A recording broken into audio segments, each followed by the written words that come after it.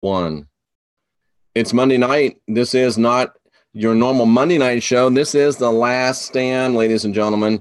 I'm fighting off a little bit of a cold, but Jay Campbell is in perfect health. Jay, you've been rocking out a lot of podcasts. You've got a lot of exciting things going on. And like, I think it was War and Peace. It might have been A Tale of Two Cities, but I think it was War and Peace. Said it's the best of times. It's the worst of times. And that's really what we're looking at right now, isn't it? Yeah, brother. First, just quick message, guys. We were supposed to have Bob, and we might have Bob. Bob is in, correct me if I'm wrong, Jeff, he's in the south of France, right? In like a rural area. Remember, folks, Jesus slaves. That's awesome.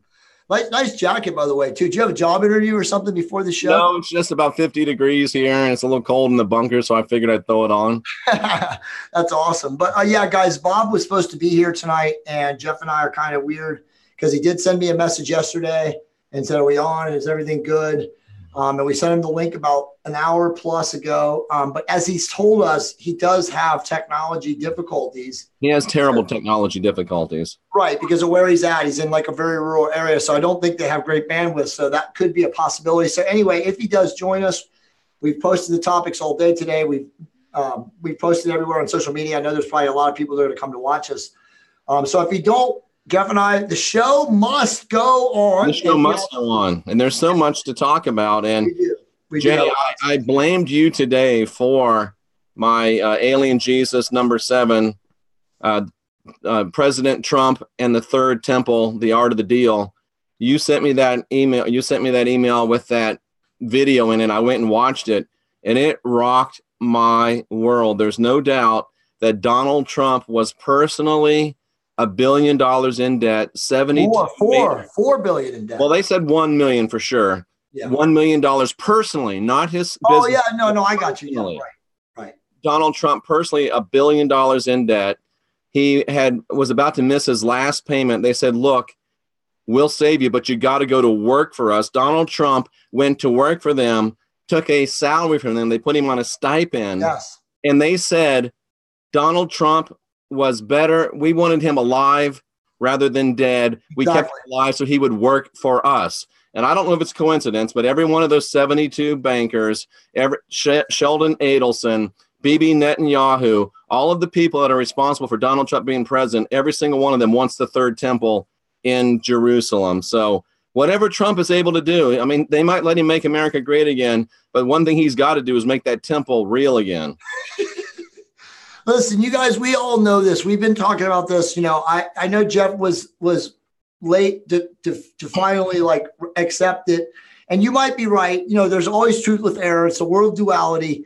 A lot of people come at me now and they're like, all right, man, you've convinced us. There's no question that Trump is a front man for Zionists, ultra-nationalist Zionists from Israel. But what if we would have had Hillary, right? And I'm sure there's other factions of people. I won't mention their names. I want to right now. We'll probably say the same thing. Yeah, we should probably be careful with that Z word. Just use like maybe the MFers, the temple mounters, the bankers. It doesn't matter. Everybody knows that. But we don't want to get shut down as well. Hold on, you're right. I know we don't want to get shut down on YouTube, but we're not saying. When we say Zionist, we're not talking about Jewish or Israeli or whatever. It's just a word. As David Icke is very well decoded in the book, they use the word Zionist or ultra-Zionist to usually have an affinity or an affiliation with Jewish people from Israel. It's totally not true. In fact, it's actually the opposite. It's almost a spin of the word to make people feel that you're an anti-Semite when you say it. And it's not true. We're talking about the MFers, as Rex calls them, the money funders. Well, okay, but I just want it's good that you brought it up because it's important that we do say this for the show for clarification purposes, because we're not anti-Semites. We're not racist in any capacity in any way, but it's very important that we understand that. And again, David Icke has done an amazing job in his book, which we'll probably get back to decoding next week, or maybe even we'll have a bunch of broadcasts this week because there's a lot of great stuff in the book, as you know. And we're definitely going to bring Cliff High on, and we have other people. I know you said we're going to get Og Tells. Jesus does slave. But it's important that everyone here realizes that it's okay to use that word, again, Zionist, and not to feel opinionated or intimidated or, enslaved is a good word, that you're becoming an anti-Semite by saying that, because you're not. Okay. And if you think that you are and you're affiliating with that or you're attributing to that, you're just ignorant. Sorry. I'm going to end that because that's where we're at today. But I just don't want it to be one of those catchwords that get us shut down because YouTube says they want to do it. Right. And we're not using it. I mean, it's just a word. It's not a word that really has any associated meaning to it. There's so much spin behind it. But back to Donald Trump. If you look at, again, his cabinet, and you look at the crazy stuff that has happened in his presidency in the last, like, say, 3 to 6 months with all these people that he handpicked, and now they've either resigned or he's removed them. And of course, there's no fanfare with a lot of these people.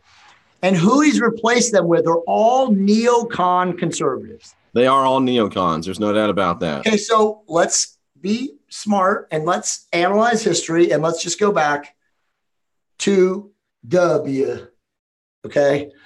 W, which, by the way, again, if you do go to the movies, and it's very hard for me to put my money in Hollywood anymore, although I will take my family to go see Aquaman because I'm a shill for the comic books. This weekend, there is a movie out right now. It's called Vice. And hello, this is clearly another movie put out by, as David Wilcock says, the Alliance, to show what the neocons did under George W. Bush. Well, W was, it was a neocon administration. There's no doubt about it. And neocon means neoconservative, new conservative. They're essentially war hawks. That's what basically the neocons are. They want, they want to be at war. They want all of the companies that obviously run, the defense contracting industry. And by the way, full disclosure, my brother has been a CEO in that industry for a long time. Okay. So I'm very aware of that industry. I'm very aware of what goes on in that world. But those guys, all they want, Jeff, is war. They want to finance war because obviously they profit off of war. Yes, there are some people that say, oh, well, they also want to own the desert. They want to pump their oil through the deserts and blah, blah, blah, blah. And every war in the Middle East is over oil and blah, blah, blah. And all that stuff is partially true. But that's where we were under W. Okay. Mm-hmm. And then we know what happens. Hope and Change comes in. Yeah. Okay? And then Hope and Change comes in. And in 2009, well, it's actually in the end of 2008 and then early into 2009, very mysteriously, there were 3 people that he made, put in office. He put, obviously, Timothy Geithner, who was the head of the Federal Reserve. And then I can't think of the other 2 guys' names right now. Their names escape me, but I was reading about them this morning. And they happen to be the 3 most prominent people. The other one was the Office of the Comptroller and then the Secretary of the Treasury. And whoever they were, I can't think of their names right now. I think it was Bernanke, Geithner, and I can't think of the other person. But anyway, they happen to be the 3 most prominent names that all of us heard as the economy of the world melted down over the next 2 years. Okay. And then what happened? What happened, everybody? For all of you guys that can remember 8, 10, 9 years ago, we had the bail-ins. We literally funded the restitution and the reinflation of all of the people who ripped off the world and tanked the world economy. We literally gave them our money and refunded all of them and reinflated their banks. Yeah. And again, somebody threw this in from Wikipedia. Zionism is the national movement of Jewish people that support the reestablishment of a Jewish homeland in the territory defined as the historic land of Israel. And I would add the rebuilding of the Third Temple. Okay, but I will say that Wikipedia is a farce. So I don't care what anything about Wikipedia says. It's controlled. It's disinfo. Whatever. It is information is information. Yeah, it's a statutory definition of it, but we all know that again, it's been manipulated. But I'm glad that person posted that. Thank you. That's a good definition for it. But again, if you're reading David Icke's book, and I hope you are, he has an amazing chapter in there on decoding, anti-Semitism and Zionism and trying to make you understand what it really means and how it's been, just garbled for the last 40 years. So go to that. But anyway, back to the story. So that's what happened under Obama. And here we are now 9 years later, and people going into 9 years later, and people just have no memory, Jeff. It's like Everyone forgets what happened, but now Trump is doing literally the same thing. I just had this conversation, as I told you who I was with yesterday. I won't bring it up, but we talked about this. It was like front and center for 2 hours. And we're like, okay, well, what do we know? As soon as all of these people get put in power, again, and I'll just use the word, but, they're classified as Zionists, but his entire cabinet are people from Goldman Sachs and from other high-level Wall Street banking, cartels, companies, whatever you want to call them. So the only thing that we can all now understand is what is coming next is some sort of engineered financial collapse. They are going to profit off of this. If you do not believe me, you just don't understand history. These people would not be putting in these situations or these positions as billionaires. And by the way, Jeff, I know you watched that whole video. It's right now, Donald Trump now has the record. He has employed more billionaires as assistants and aides on his, as council people or whatever you want to call them in his administration in the history of the presidency. So these people being billionaires don't need money, and they're surely not there to, to do anything else, but they're there for one specific reason, and they are going to be the architects of whatever is to come. And it's my opinion, and again, I'm not, a genius. The Economist told us in 1988 that at some point the currency was going to be debased and there would be a replacement. So it's my guess that these people are all being put into power because they are going to be the architects of whatever's to come next. Now, does that mean it's bad? No, Jay, I'll disagree with you. I'll offer this as an alternative. I think that far more important to these money funders, far more important to these bankers is the fact that they are temple mounters. And the thing they want most of all, beyond the financial aspects, is they want that new temple sitting in Jerusalem. That's my opinion, and I'm sticking to it. No, I agree with you, but dude, they don't need to be on Trump's administration for that to happen. Really? No. Does it help that the president of the United States just moved the embassy to Jerusalem? You don't think that helps? No, dude, of course it does. I mean, they have clout and they have pull, but Donald Trump is already, his first move, we already talked about this. His first move when he came into office was he moved the embassy in Israel for the first time, since they formed it in the League of Nations, right? Yep. So we already know the direction he was going. No, dude, he's putting these people in power because these people are geniuses with money and manipulating of currency and fiat and the Federal Reserve and interest rates and all these things because they stand to either benefit or to architect or perhaps both what is coming. Yeah. And very clearly, and guys, everybody can fact check me. This is going on right now on Twitter. This is the first time I've ever seen this, but now they're putting out information articles about Bitcoin is a bubble and Bitcoin is done. It's over for Bitcoin. So again, when they do that in the mainstream, they're creating a psychological attack to people who are invested in blockchain technologies and financial cryptocurrency companies. And that was another conversation. Brings up a great point. And this is the bottom line, Jay, I think. And I know you're right. I just think there's another level of it, a spiritual level. And Rocky says, are we talking about God's chosen people? And what we have to say is that the people that want the third temple built are the people that believe that they are God's chosen people. Yes. I happen to believe that the Bible says that God is no respecter of persons. My God doesn't choose people. My God loves everybody, no matter what race, no matter what sex, no matter what nationality. Their God has a chosen people, and that God said that everybody else will serve those chosen people.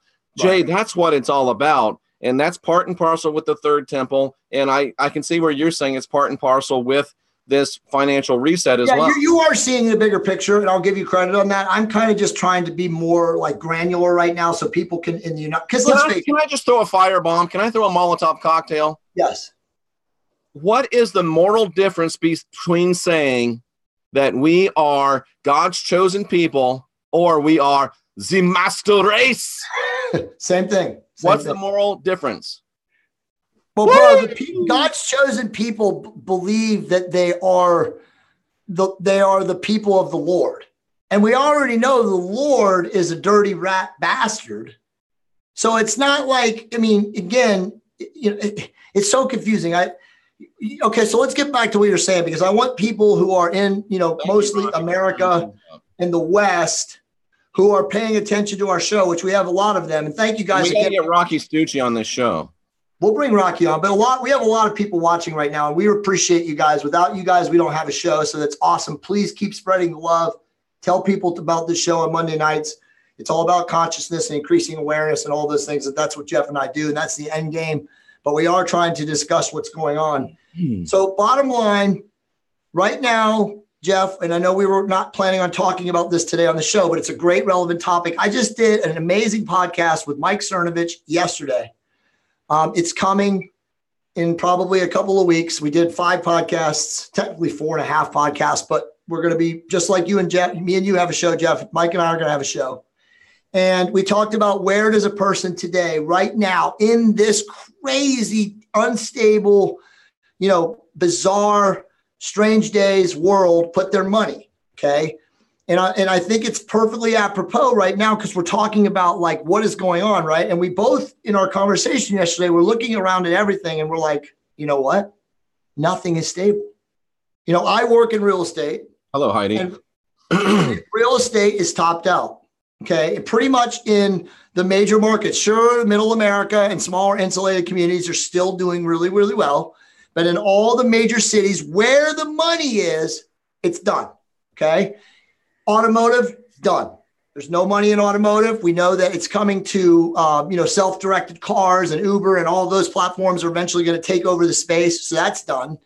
The stock market, the equity markets right now are completely a tulip mania. You have all of the baby boomer generation with their money there. That's where they have their money, because they don't understand crypto. They don't understand blockchain. And plus their investment advisors are also old and baby boomers like them and say the same things. And then, Jeff, again, we're talking about what we're dealing with.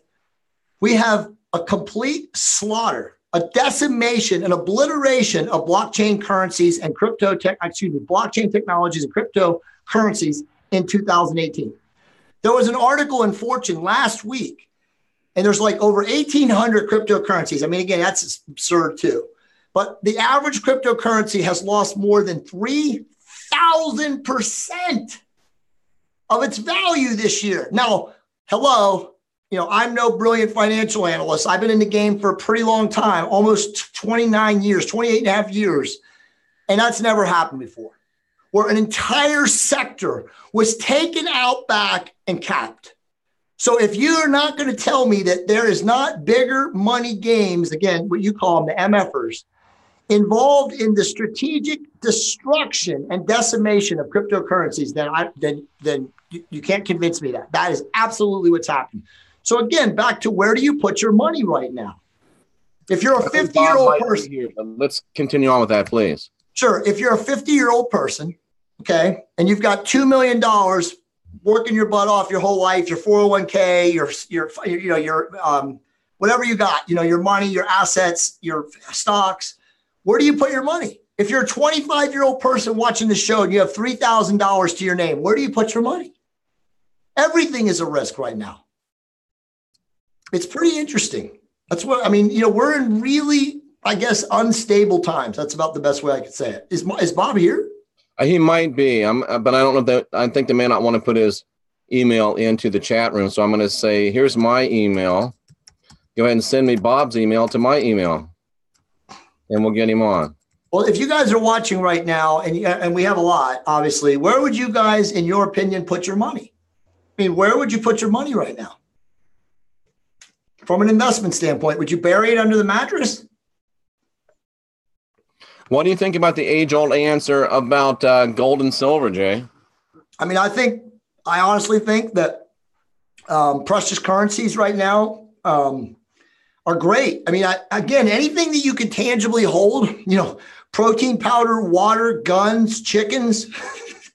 All that stuff is good. It all definitely has an ROI. But honestly, people they ask me, where's your money? And you know what? Monica and I right now are mostly in cash. Jay, I am nobody's financial expert, but there's always something inside of me that keeps whispering cash, cash, cash. Yeah. But honestly, if they flip the switch, right, and We already know that cash really has no monetary value. Nothing backs it. It's not collateralized anymore. We don't even know if they even have gold in Fort Knox. Supposedly it's gone. Does gold have any value other than what I was just going to say? That's where I was going with it. You know, the reality is like if they turn the switch, flip the switch, and we do go to some sort of electronic blockchain currency, a cryptocurrency backed by a sovereign nation or nations, then I would assume that, you know, the fiat dollar, you get, you know, some sort of low return on the dollar, right? I mean, again, here's an answer from Cynthia. She says, put your money into land with resources on it. I think that's a great idea. There's a lot of people out there that are building these like collectives and stuff like that, and they're sourcing their homegrown food. I mean, that's a whole nother conversation for another day. My granddaddy sold a furniture store in Dothan, Alabama, bought real estate on Treasure Island, Florida, became a multimillionaire. And he said to me, Jeffrey, always remember this, they're not building any more land. Exactly. That's absolutely true. But see, the problem is if, and I don't want to lose track of what we were saying because it's a good question, but well, let me get back to that. So if you do have $1 million, let's just say hypothetically in cash, and they just pull the plug and it goes to some form of electronic currency, you know, blockchain currency backed by the U.S., you know, sovereign nation or whatever. And they say, well, guys, you know, we had inflation and there was too many dollars in circulation and you're getting $65 on every dollar that you have. I mean, imagine that happening. Who's to say it doesn't happen? That's still $650,000, isn't it? Yeah, but dude, if you had $1 million, you're not going to be, you think you're going to be happy about that? That leads to revolution. Yeah, I know, but as opposed to no dollars. Well, I'm just saying that I don't see a positive outcome when they crash the American dollar and replace it. Because no, I'm stupid, but help work with me here. Let's say that they do that. You've got $1 million cash. All of a sudden they say we're in a new cryptocurrency. You've now got $650,000. Now my mind says that even though I used to have $1 million right in here, well, that $650,000 that I have in a cryptocurrency is the equivalent in buying power in the new economy. Is that right or wrong thinking? No, it's wrong because it's definitely still going to be the same standard. It's not like commodities are going to drop. No, you're going to get jacked. You're screwed. Okay. I mean, again, we don't know. We're obviously playing the supposition game, but the reality is that I don't see the money changers, the MFers. I love that. The coin, whatever you call them, the MFers. The money funder. They're going to profit off of this in some way. We all know that. To think that that's not going to happen is, you know, to me, Pollyanna. And I love Donald Trump. I personally like Donald Trump. I've shook his hand. I've talked to him. I like the man. But Heidi Vandenberg, my friends, you cannot get past the fact that Donald Trump was pulled out personally by these big bankers. It's called cognitive dissonance. The ones that he is appointing, it's the ones that want the third temple. And Donald Trump may be able to do some great things to help make America great again. But Donald Trump hasn't done anything. MFers great again. Donald Trump hasn't done anything. I would disagree with that. He's done nothing. All the people that keep supporting Donald, he's done nothing. Donald Trump has done nothing. Feel good again about being American. What has Donald Trump done that he promised to do? He promised to drain the swamp. Hasn't happened. He promised to build a wall. Hasn't happened. He said he was going to do this. I could give you guys 100 things that Donald Trump campaigned on, and not one has happened. But Jay, don't worry. Q's going to have military tribunals in January, bro. Jay's only had 2 years so far, bro. Behind closed doors. I think you asked last week, where's the line in the sand? Where do you draw it with Trump? Here's my line, Jay. I already know that he's bought and paid for. I already know that he's got to do what he's got to do, but maybe he can still help Brother Jeff out a little bit. I'm going to give him a full term. At the end of his first term, he's done some stuff for me. I'm off the Trump train. But listen, dude, I mean, you could say that all you want. It's the same song and dance, the same puppet show that we had with Obama. I mean, everybody thought Obama was great at, you know, coming in, and he turned out to be the worst president of all time. Just give Trump enough time. And you'll see the same psychopathic people that are in control of these people. These presidents don't have any power. They never had any power. What was Mark Twain's comment? If voting ever meant anything, they wouldn't let us do it. Exactly. If voting was important, they wouldn't let us do it. I mean, come on, man. I mean, if you want to continue to look in the mirror every morning and say that Donald Trump is your friend, then you know what? You are entitled to be delusional. It's that simple. This is not an opinion anymore of me being like an asshole because I won't accept that Donald Trump is not bad. I mean, Donald Trump might be the best guy in the world, and he may have come in, like all of us know, as the good guy. He was going to get rid of the cabal and Hillary, you know, and Obama and all those people where they were going to stop raping kids and get rid of Podesta and all this stuff. It's all disinfo. At this point, did say it doesn't matter who votes, it matters who counts them. You guys, the bottom line. I like Donald Trump, but he is bought and paid for by the temple mounters and the MFers. But the question though, Jeff, is you know that. So how can realistically in 2 years from now you expect anything positive to be done, knowing that the bottom line for Donald Trump is that he has no control over his presidency? Because I hope they let him do some stuff. Oh yeah, because that's really happened in the last 60 years. The last president that tried to do anything got killed. Rocky Stucci says he's running for president. His slogan is, he might be cocky, but vote for Rocky. Rocky, that's awesome. They will definitely take you out, bro. You won't even make it. No one of legitimacy is ever going to run for president because they would put a bullet in your head. You would be disappeared. I almost hate to say this, but it looks like Bob Sanders is here. Well, that's awesome. Let's bring him in. Oh, my. So just for the record, I still like President Trump. I know he's bought and paid for. I'm hoping they let him do a couple of things. Dude, you're trying to be Switzerland right now. I'm trying to be. I like the guy, Jay. I personally like him. But I know that he's bought and paid for. Just because you like him, what does that have to do with him like helping the country? Is he going to take down the cabal and drain the swamp, Jeff? Hell no. They won't let him. What is he going to do for you, bro? Is he going to give you a tax benefit and throw you a check for 50? He might give me some tax benefits. He might make the economy better for people like my friend Joe Rizzo to keep creating jobs and creating wealth for other people. And for I hope he does. I mean, on paper, he's already done good things for the economy. The stock market raced up. But I mean, again, all of those things are just historically what happens over time. Yeah, my buddy Joe Rizzo don't give a shit about Donald Trump, but he's glad he's president because he's good for business, and Joe is starting new businesses. Listen, I agree, dude. My dad is a huge fan. Expanding his financial holdings, and that means when Joe Rizzo creates new jobs, that means people that aren't named Joe Rizzo gets the jobs. Dude, I hired 7 people this year to my real estate team. I expanded. I have this beautiful new office. I've also done a lot of great stuff. Yeah. I cannot see Paul. I mean, I cannot see. I can. I'm going to bring him in right now. I'm sorry. Oh, I'm just trying to bring that to a close. We're promoting to panelists right now. That's a great spirited discussion, Jay. That might have been one of the first times that you and I ever had any measure of disagreement. I don't think you disagreed, bro. You're just trying to keep your friends on the internet happy, and I don't care. The man, the myth, the legend, Bob Sanders. Nice to see you, Bob. Sorry for the misconnections earlier, and sorry for American politic talk. And I know you've got your own Brexit thing over there. Can you hear me? Can you hear me perfectly?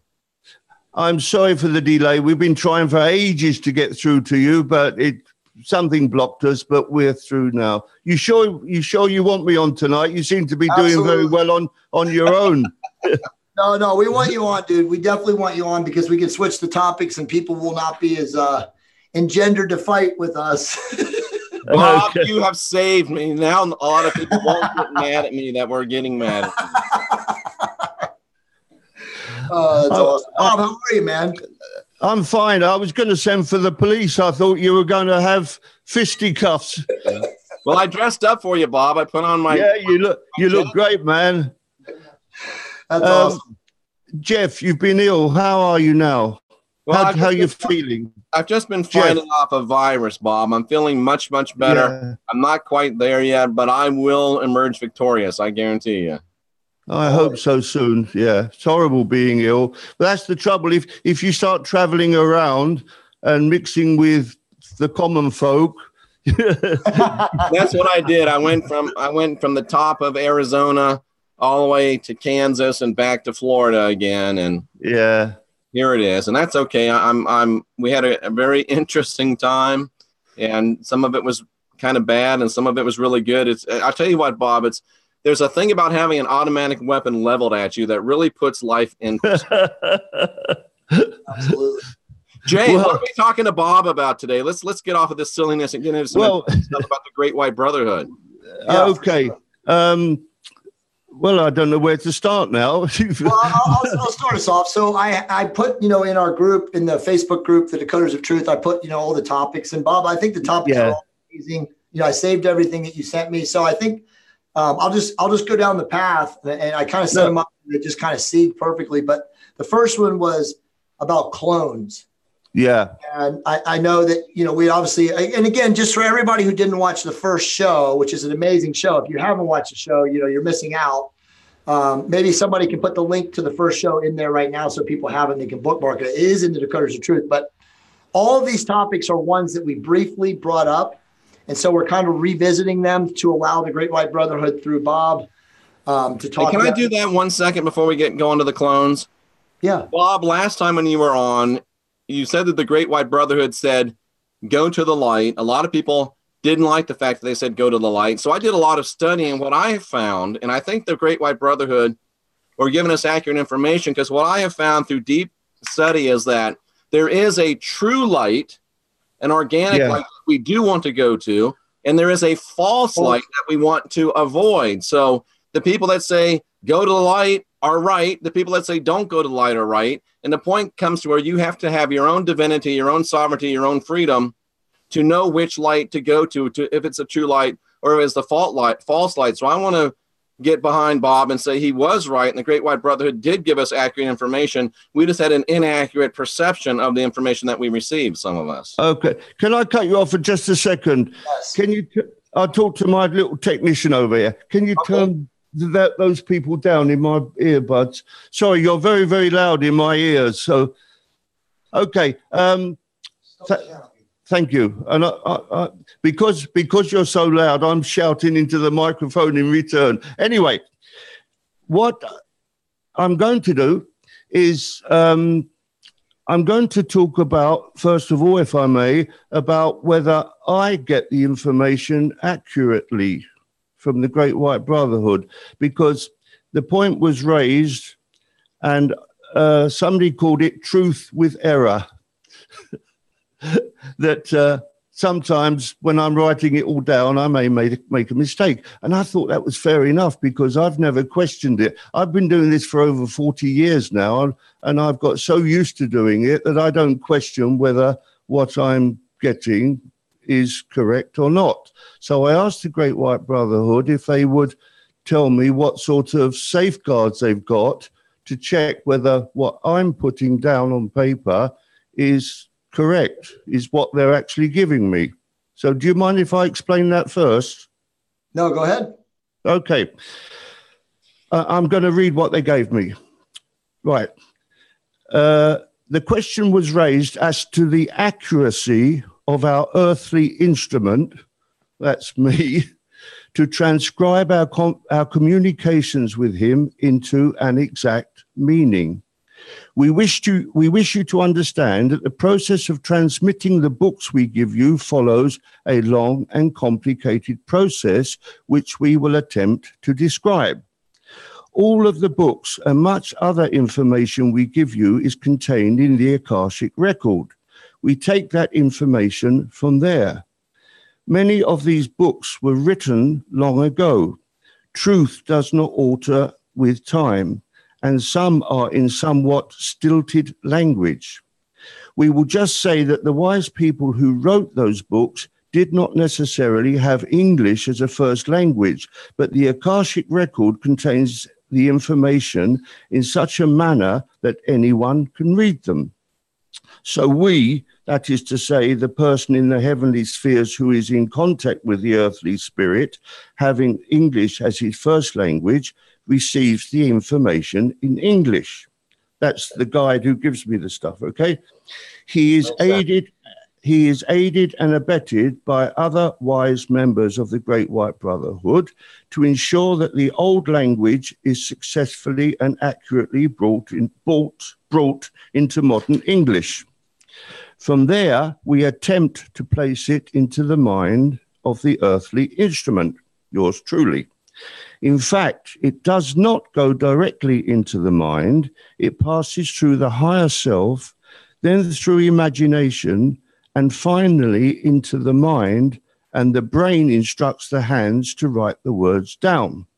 Now, you notice that we mentioned imagination. This is the area where distortion, alteration, or corruption of the information can take place. Thus, the earthly instrument was trained to still that area that contains imagination so that the information passes directly through the imagination plane and exits in exactly the same form as when it arrived. Blanking the imagination plane takes a lot of energy, as does keeping that area blank for long hours, as our instrument does his best to transcribe exactly what we transmit to him. If he becomes tired, if his mind wanders, the imagination plane can take the information we transmit and distort it. We will just mention that the imagination plane is quite capable of creating fiction that is quite convincing. And there are a number of channelers that are fed information from their imagination plane that they are convinced is coming from a higher source.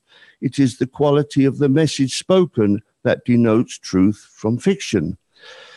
So we have put into place a number of fail-safe checks to ensure that the information written by me is exactly what we transmitted to him.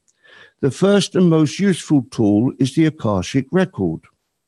As we have said, every thought, every word, every action taken by a person is instantly and accurately transmitted to the living library, the Akashic Record. This means that as the scribe, that's me, is writing, not only is our telepathic transmission recorded, but every word written is also faithfully recorded. So what I want you to imagine, if you will, is like 3 computer screens. On the first screen is the original book, like in PDF format, right, if you wish. On the second screen is the information that the guide is transmitting to me telepathically, because as he's thinking it with his mind, it goes into his version of the Akashic Record, his file. And then on the third screen is what I'm writing, because as I'm writing it, automatically that information not only going down on paper, but is transmitted into my file of the Akashic Record. So can you see that? 3 screens. So it's an intricate process. There's no doubt about it. And sometimes things don't always come out on one end. They went in exactly on the other end. Well, let me go on. Where was I? The bottom line is, Bob, we trust you. We believe you. You don't have to spend a lot of time convincing us of your accuracy. We know who you are and what you are, and we'd rather hear information instead of causing you to try to justify yourself. You don't have to do that to anybody here. Would you say that's accurate, Jay? 100% agreement. Okay. So what should we talk about? Should we talk about clones? Yeah, I think so. Because I mean, it's kind of in order, and that's what most of the people. Yeah. Okay. Yeah. Drink some water. Absolutely, I'll drink to that. What are you drinking, I'll drink caffeine and water to that. I have some good old Lipton tea, Bob. Is it hot or cold? It's hot. I have a bad throat, so I'm trying to get it. Yeah.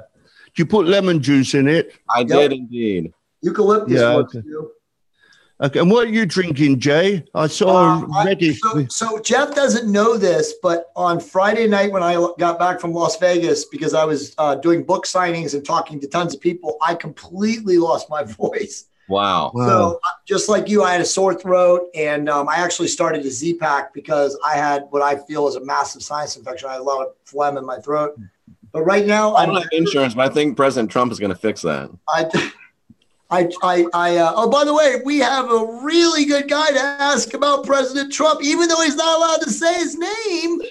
But anyway, Bob, this is water with electrolytes. And it's like a cherry. Oh, yeah. Okay. Now, what I do when I've got a dodgy throat, which I have a bit because we had such problems getting the system going this afternoon. We will get to clones, ladies and gentlemen. We will. Okay. Well, I take these things. They're called Vocal Zone. They're kind of very strong licorice sweets, and they're supposed to do your throat good. Anyway. Vocal Zone. I'm going to look that up. I wrote that down. Yeah, me too. A lot of singers use them just before going on stage. Anyway, clones. Now, I know Jay, I know Jay, you are, from what I understand, pretty sure that clones exist. Yes. And I fully respect that point of view. But I'm going to, now, I must admit that this is quite a long item.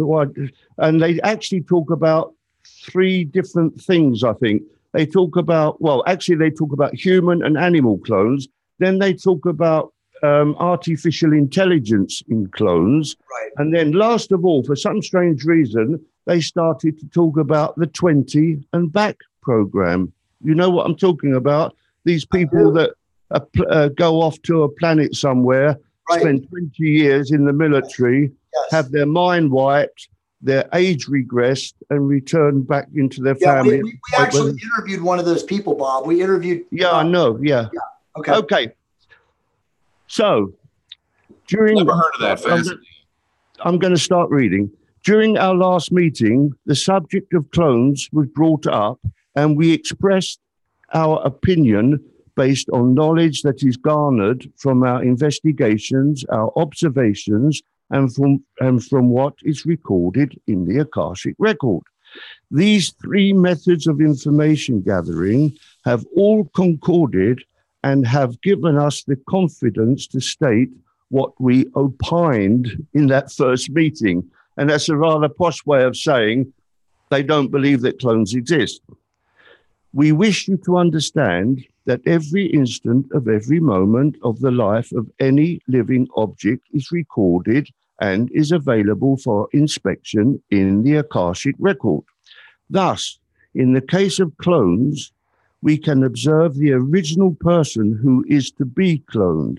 We can observe the doctors, geneticists, and scientists performing their experiments. We remind you that in the Akashic Record, it is possible to see years of time in a flash, and thus we have been able to follow the progress of this scientific group as they have struggled to perfect the cloning technique. We will state that so far, their experiments have not been crowned with success. That's a rather posh way of saying they failed. Genetics is a very complicated process involving actions occurring in the astral planes as well as physicality. And you may remember that book on genes that I think you read, where they were talking quite a lot about so-called junk DNA being in the astral realms. As these genetic scientists ignore totally the many changes that would need to occur in numerous levels of the astral dimensions, even cloning the simplest entity producing an exact duplicate of the original is met with failure. Producing a fully fledged working duplicate of a human, the most intricate of all of God's creations, is totally beyond anything that humans at this state of their evolution could achieve. The physical body is a representation of the astral bodies, a reflection reduced in frequency of the astral features of a person. In other words, what they're saying is that a person, he's formed in the astral realms first, and then when he comes down and is born into physicality, his body is basically following the plan that was formed for him in the astral realms. I don't know if you can follow that, but anyway. The physical situation is further complicated by putting into the equation the genes of the parents. So before one starts, there is a mixture of 3 types of genes in the body: the mother, the father, and the genes of the person in astral form. We break off here to remind you that the demonic forces from the lower 4th dimension, the Greys, tried for hundreds of years to produce working versions of humans, and their experiments always ended in failure. And they were not trying to produce clones, they were just trying to produce humans. To produce an exact duplicate of a person is infinitely more complicated than just manufacturing any human. We will say that which we have already stated elsewhere. It is not in the purview of man to produce any living object.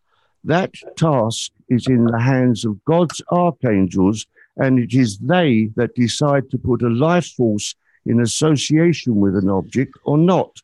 It is the life force that gives meaning to something. Without that, a created flesh body is just a meat form and will not move.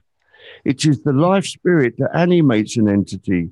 Without that, there can be no life in anything. It would just be an empty shell.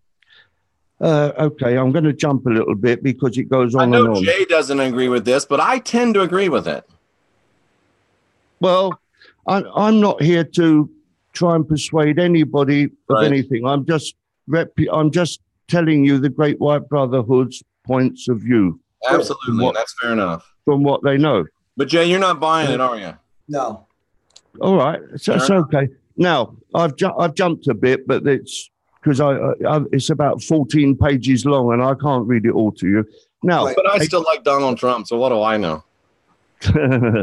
They're going to talk very quickly about animals. We remind you that scientists thinking that they are cloning animals, sheep, dogs, etc., are fooling themselves. They take a DNA sample from a female creature and duplicate it. But they must realize that even one particle of animal substance contains both the DNA of both parents and, eventually, the DNA of the creature as it grows. Thus, the animal grown is in fact done in a distorted fashion, the way nature works. Although the creature might resemble the mother, although the creature might resemble the mother, it is not a duplicate of the mother. Thus, the archangels put a life force with it for a time before withdrawing that life force. And then Mark, let me stop you for 1 second because I think we're actually on the same page. I think I figured out why I'm actually in agreement with you now. So I think what you're saying, and the Great White Brotherhood is saying, is that there are attempts made by humans and Greys and demonic astrals to clone real human beings, but they're not actually able to clone them perfectly like God creates a human being, correct? I think it's more than that. I don't think they're able to create any thing that looks like a human being and can walk and talk. But so are you saying, again, I'm just trying to clarify for everybody listening. Are you saying then, and again, I know it's the Great White Brotherhood through you, but are they saying that the people, the Russian scientists, the Chinese scientists, because the Chinese just came out, and Jeff fact-checked me on this a week ago, and said that they now have been able to, through the CRISPR DNA transmutation technology, create other living beings that they refer to as clones. But are you saying that they're lying, or are you saying that what they've created are not real clones? I'm saying that what the Great White Brotherhood is saying, that if you see something that looks like a person, like me, like you, like Jeff, it is not an artificially created person. They do not exist. That's what the Great White Brotherhood is saying. They are, whether they're actual clones of things or just a created human being, created human beings don't exist. That's the point they're making. But they're not saying, but they're not saying that they're not trying to do it. They are trying. Oh, they are trying. They are trying to do it. Okay, I think. Okay, so I think it's just this is a semantic thing, Jeff. Yeah, it could be. Yeah, I think they're saying that they've never created one because they're imperfect. You know, based on what happens in the astral realm that we can't duplicate. Yeah, and so created isn't right. And I don't want to spend hours reading stuff to try and, because I don't want to be preaching to the choir, so to speak. But I will just read this bit, if I may. We do not criticize any individual, no matter what he says or does, but we remind you that in the Akashic Record, every aspect of every event is recorded. We have studied at length these records and can state quite categorically that the stories of viable human clones being produced is not supported by the evidence contained in the Akashic Record. If it were true that clones of humans are successfully being produced, we would say so. But the Akashic Record contains endless files of man's failures. Now, that brings us... I'm not going to criticize anybody, but there are many people who say, Gesundheit, there are many people. Now all of a sudden I got a cough. Sorry about that. Yeah, I understand. It's that season now. I understand that there's a number of people who say that they know someone that's seen clones. And I know, Jay, you were saying the other day that you have a bit of a problem because you can't actually... Sorry. I'm sorry. You're still alive. Try and stay alive to the end of the program. I'll make it. You were saying the other day that I believe that you've met people who say they know people who've seen clones, but you can't actually find anybody that says, yes, I have actually seen clones. And I believe you've never met anybody that you could be absolutely sure that is a clone and so on. No, so Bob, let me clarify that. So Bob, Jeff can, support this. So we've had on Jason Rice and we've had on Shane Bales, and both of these guys. So Jason Rice, again, these are claims. Jason Rice says that he is in the secret space program. Again, seems like a legit guy, seemed very reasonable, very highly intelligent, very high conscious. Shane Bales, who I've now personally interviewed 4 times. He's a friend of mine. He's written an incredible blog called The Ruiner. He claims, again, these are claims. No one can verify anything, just as Jeff and I can't verify that we actually exist because we've never shook each other's hand. But we do look good on YouTube. I do know. I have heard that clones don't cough, though, Jay. So I probably don't. But Shane says from his work in the special projects that there are clones. And then the last guy is, which we haven't interviewed yet, but he's on YouTube and he's also a special projects guy. His name is Og Tells.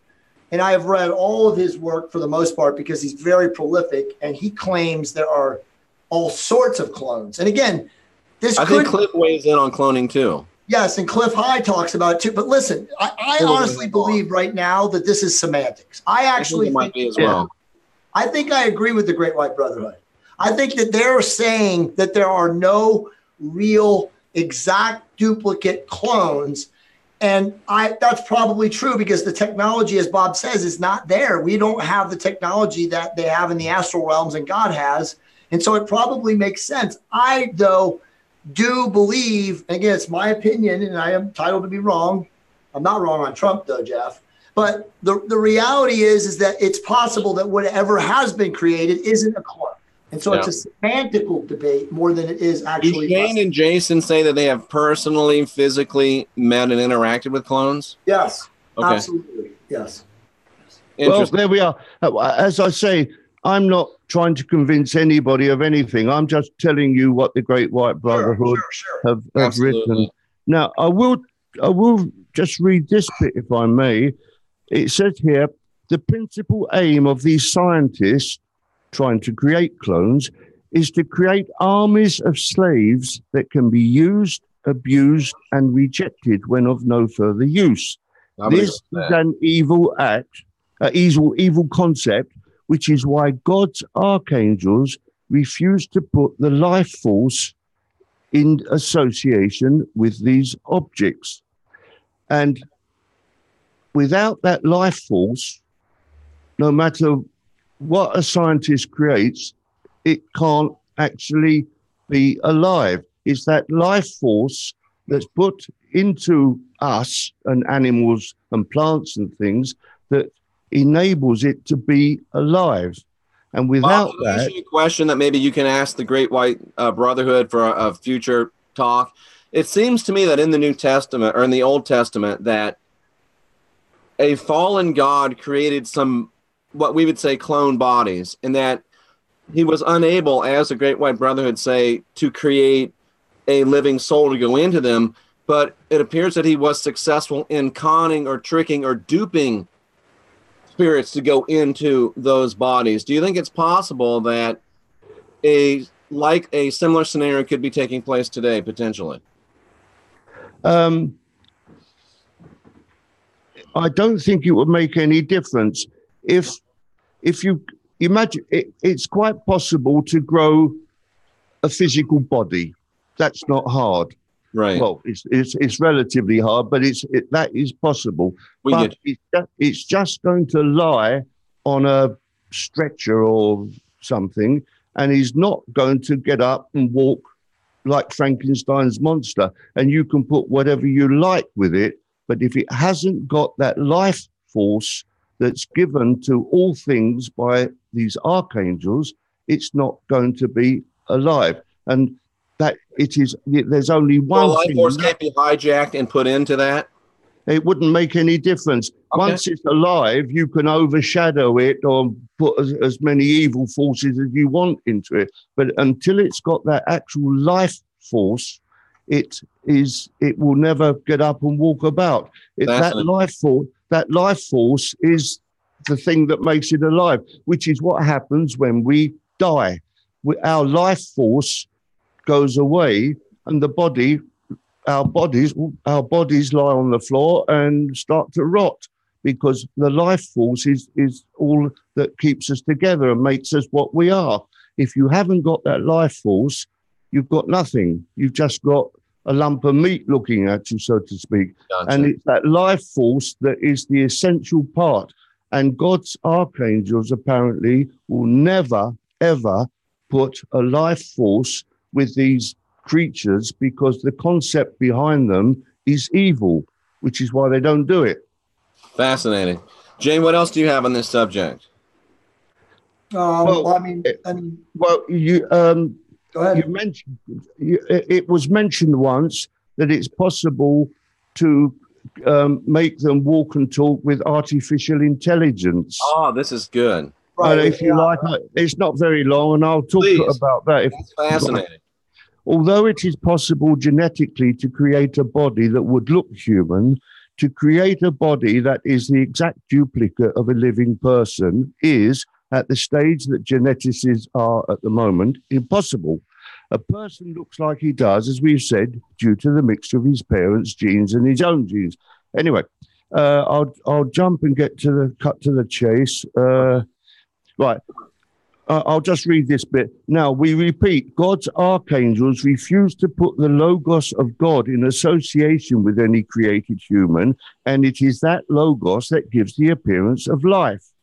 I'm going to try and find the bit where they start. Right. Even if the most advanced computer was somehow hooked up to a created human body, apart from some parts of it jerking about, the body could not stand, walk, or talk.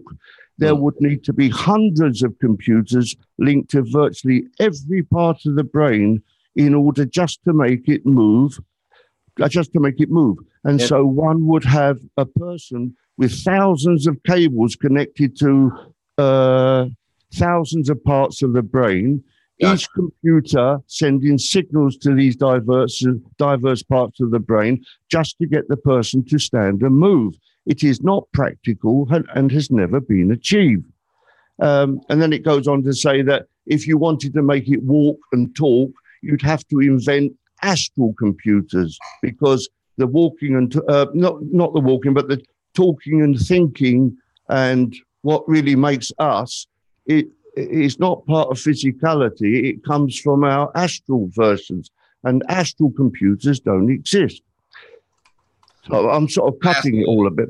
Thus, we hope that you can see that any human body grown in a laboratory will never be able to move or to ape a real person.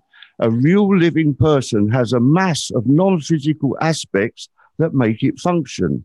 It has a mass of DNA working to coordinate the physical and the non-physical aspects. So we repeat, it is not possible to create a working human being, and it is not possible to create a human working with artificial intelligence. None of this will ever be created by man. Life is a gift from God, and it is in the hands of the archangels to create all this. Okay, now, from there... the position of the Great White Brotherhood is very clear. Well, yeah, they say clones or even humans that have been artificially created do not exist. That's it. That's their point of view. So Bob, so the question has to be brought up because this is in the chat room, and again, we're going down a path that I don't really want to go down because there's too many good points that I want you to cover beyond this. I think you guys have made your point very clear. I will just counter with this. We have in the United States, in China, in Russia, many scientists going back 30 years. I think the first admitted clone was what was it? Dolly. Dolly, the sheep. Yeah.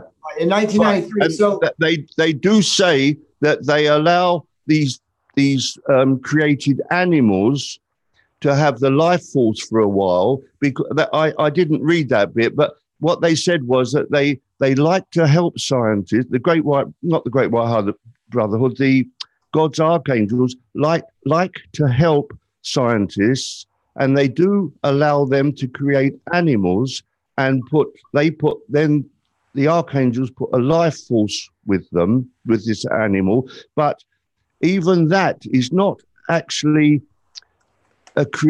created from nothing.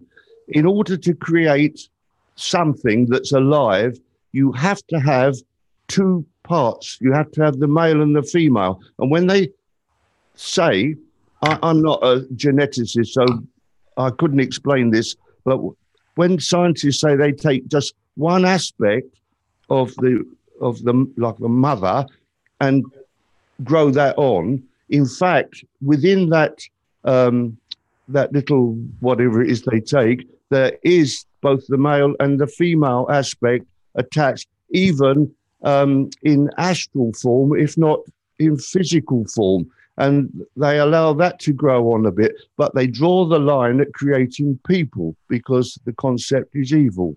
Okay, so that makes sense. So let's just stop right there. So just to clarify, there are, some form of clones in animals. We know that the Koreans, charge $100,000 to clone your dog. Yeah. I'm not kidding you, by the way. Right. Yeah. So okay. So we'll just shift from there. I think we understand, Bob. You're doing a great job. I actually accept what the Great White Brotherhood is saying about humans. Again, I think it's just semantics. I actually agree with you. I don't see any technology that I understand that you could play God with. So in the capacity of what the Great White Brotherhood are saying, that none of us, meaning even other beings, reptilians, archons, whatever, have the technology grays to create an actual God, initiated human being. I agree with that. I totally agree with that. I guess where my disagreement is from what Shane has told me and others, is that they have created some sort of like robotic AI influenced being that looks like a human being, but maybe isn't essentially a clone. Well, quite what they're talking about, I don't know. I can only tell you what the Great White Brotherhood have written down here. Now, if I may, I'd like to talk about the so-called 20 and back program, go ahead. because that is sort of quite interesting as well. So just to summarize that, people go off planet for 20 years, then they're brought back and their memories. Secret space program. It's a secret space program. Right. Okay. Right. Yeah. Okay, and you swan off somewhere for 20 years. Right. You experience all sorts of things, and then you're brought back to Earth. Your mind is wiped. Your body is regressed those 20 years, and you're placed back in your family at the very moment when you left, so to speak. Gotcha. That's the concept, okay? It is impossible. It is in theory possible to program a mind so that the person forgets a period of time. Right. This can be done using drugs and trauma. It happens sometimes naturally if a person has an experience so horrific that his mind refuses to accept what happened, and so the person has no memory of the event. However, there is a limit to how much a mind can be so affected that the memory is refuted by the mind. We will say that the memory is retained. We will say that the memory is retained in the higher self and also in that person's file in the Akashic Record, which is why the memory can eventually return on its own or be recovered through hypnosis. However, creating a trauma either through drugs or torture to erase 20 years of a person's life experience seems far-fetched to us. We are not saying that a single event lasting a short period of time cannot be forgotten, and we are not saying that a longer period of time cannot be forgotten. But we are saying that we can find no evidence in the Akashic Record that people have had 20 years of experience removed. It seems to us to be... Sorry? No, go ahead. Keep going. I was going to ask you a question. It seems to us to be one of the latest tales invented by people wishing to create fame from fictional tales, and such stories should be taken with a pinch of salt. So Bob, let me say something about that. So I actually 100% agree with you, because I've been told by Shane and some other people that these 20-year secret space programs are partially MK Ultra, CIA mind control techniques that they're using on these people in this percentage of the population that they trigger this stuff on. And I think you're essentially agreeing with it, because the Great White Brotherhood is saying that it is possible to, through drugs and through torture and obviously other kind of manipulation, to create these alters to change the thought patterning, the synaptic pathway, so that they do lose consciousness and are under some form of slight mind control, correct? Well, yes, but what they did say, that they didn't think it was possible to erase 20 years. Yeah. Right. And that's what I think. I think that's part of the mind control. I think that's the CIA mind control, is convincing them that they've lost time for 20 years when it's really just a spoof. Interesting. Okay. Now, so I'll keep cutting, because there's no point in preaching to the choir. Yeah. So what they also said is Ultra does use temporal torture on people, walking them across time and space. I think they did to Sir Paul McCartney, in my personal opinion. Well, I don't know about him. They did talk about MK Ultra, and I'll talk about that later on if you wish. But what I wanted to say was, we have stated that both the moon and Mars, first of all, I'd say people are only too willing to believe these wild stories, and the more unlikely the tale, the more people seem willing to accept them, which is the point. Anyway, we have stated that both the moon and Mars are under the control of reptilians, and it is not in their nature to allow anyone to share what they consider to be their own. Therefore, we can state that these tales of military and scientific bases on the moon and on Mars are entirely fictional. After all, who can check whether such tales are true or not? A person states that he spent a certain amount of time on a planet, describes his experiences, and one either believes that person or one doesn't. Anyway, then it goes on and on and on. Let me keep cutting through the chase. And what they're basically saying is that the people who state that they've done all this are actually either lying or mistaken in some way, shape, or form. Okay, that's basically what they're saying. I mean, in those people's defense, so first off, I agree with you 100%. I've read this. I totally. Shane says the same thing. Shane agrees, exactly what you're saying, that the reptilians, the archons, however you want to refer to them, they definitely do control the planets, as you said last time, Bob, with the moon and Mars and all the frequency around us. So I believe it really is an MK Ultra tool to manipulate these people, and then they allow these people to go out in society. And again, Jason Rice is a good person. I'm sure he doesn't have any idea. He probably 100% believes it's true. That's what they do. They tune them to believe, make them put this out there so it becomes a bigger psyop. And as you said, more people believe it. Yeah.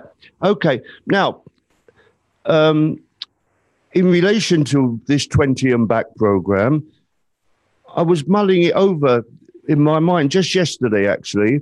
And I asked the Great White Brotherhood this: if someone goes away for 20 years and then comes back, what happens to all the family, etc., who live without that person?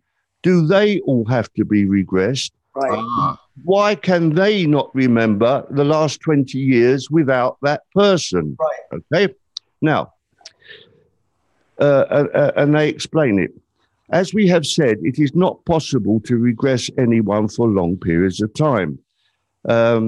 Time regression is very complicated because to alter the time clock of one person implies altering the time clock of everyone and everything. As one person is living his life in the linear sense as perceived on Earth, so everyone is moving forward in a linear time sense also. The objects, experiences, and attitudes of people never stand still. What is available today is not quite the same as was available yesterday, and certainly it is not the same as was 20 years ago. Everything is constantly altering. Vehicles alter, clothes alter, electrical equipment alters, and on and on and on. Some people are born and die, and others die. And so to look back 20 years into the past, one could see vast changes compared to today. Now, if someone was away for 20 years, everybody on Earth and all things are also advancing for the same 20 years.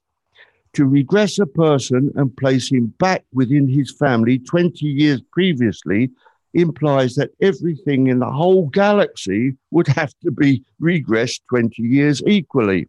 That's an interesting point. And it goes on and on and on. Now, it also says that as time is a series of little still frames, billions of times a second, to take someone and place him back 20 years ago without altering everybody else, you would have to split those two time frames apart and insert somebody back in that and shut it all up so that the person rejoins 20 years previously, if you can see what I mean. And that there's got to be an effect of somebody being pulled out of a timeline, put back in a timeline. It's got to have a butterfly ripple effect out.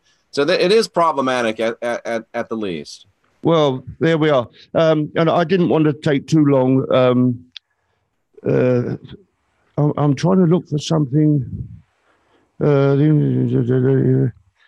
Right. The implication given that someone is regressed 20 years and plonked back at the moment he or she left. But that totally ignores that the frames of time-space that are stored, that totally ignores that the frames of time-space that are stored are inviolable or unviolable, and one cannot insert into any one frame of time 20 years old a person from 20 years in the future. In other words, they're repeating what I tried to say, that you can't take these frames, split two apart, stick the person back there, join them together, and as if nothing had happened. It's just not possible. Okay. All right, Bob, those are all great answers. And now we're going to get to the meat of the show. So, Jeff, are you okay energy-wise? Yeah, I'm fine. All right, because I know Bob is going to get crazy right now, and we're going to get crazy. And this is where we're going to get the audience excited. Okay. What are we going to talk about? We're going to talk about the beginnings of religion on Earth. It's actually quite boring. Let me find it. Can you see what my shirt says, Bob? Jesus saves, yeah. I thought you were saying Jesus saves, because the answer to that is save one for me. Yeah, exactly. What a difference a letter makes, huh? Yeah, quite. Okay, now you're going to be disappointed with this because it waffles on and on and on, but doesn't actually come to a conclusion. Right. We should start off by saying that when embryo man is in the heavenly spheres, he observes a number of things. That's before incarnating. Right. At that point, he's placed in the care of an oversoul, and the teachers there, if you like, show that little person round heaven and show him all sorts of things to give him experience. Right. He observes the planes of beauty as well as the dismal areas. He observes beings of light we call angels. He's taken on tours of all the various levels of what is called heaven and hell, and is put through an intensive training of so-called right and wrong. All this training is designed to help him form his personality that will guide him through his incarnation. And here they're talking exclusively about people that decide to come into incarnation, and not all people. What are you laughing at? You're taking the mickey out of me. No, I'm laughing at Jay Campbell. I don't mind. You can't offend me anyway. Don't worry about it. We're laughing at this chat room. Jay is talking about snorting meth for some unknown. Oh. Saying you have too much energy. I'm like, it's because I snort meth, guys. Yeah, yeah. You are a very energetic person, Jay. I will say that. Thank you. So eventually, once his personality is formed and his life plan decided on, he prepares to incarnate. At this point, all that he experienced in the higher fourth dimension is placed in his higher self and removed from his physical memory. So although a person is born with no memory of his life in heaven, all is stored in his higher self and could be retrieved if he took the trouble to contact his higher self. This has been the process that all humanity has followed since man first appeared on Earth. So early caveman was born with a lot of esoteric information stored in his higher self. Although caveman was primitive in physical terms, his spiritual aspects were often much more advanced. Yep. Now, through various means, the use of DMT-type drugs, which, and I made a note here, ayahuasca, cocaine, mushrooms, things like that, some early people were able to glimpse into their higher self and were able to relive moments of beauty they experienced before incarnating. Wow. These are sometimes reflected in early cave paintings where the artist painted scenes from everyday life mixed with esoteric subjects, which has raised questions by paleontologists for many years.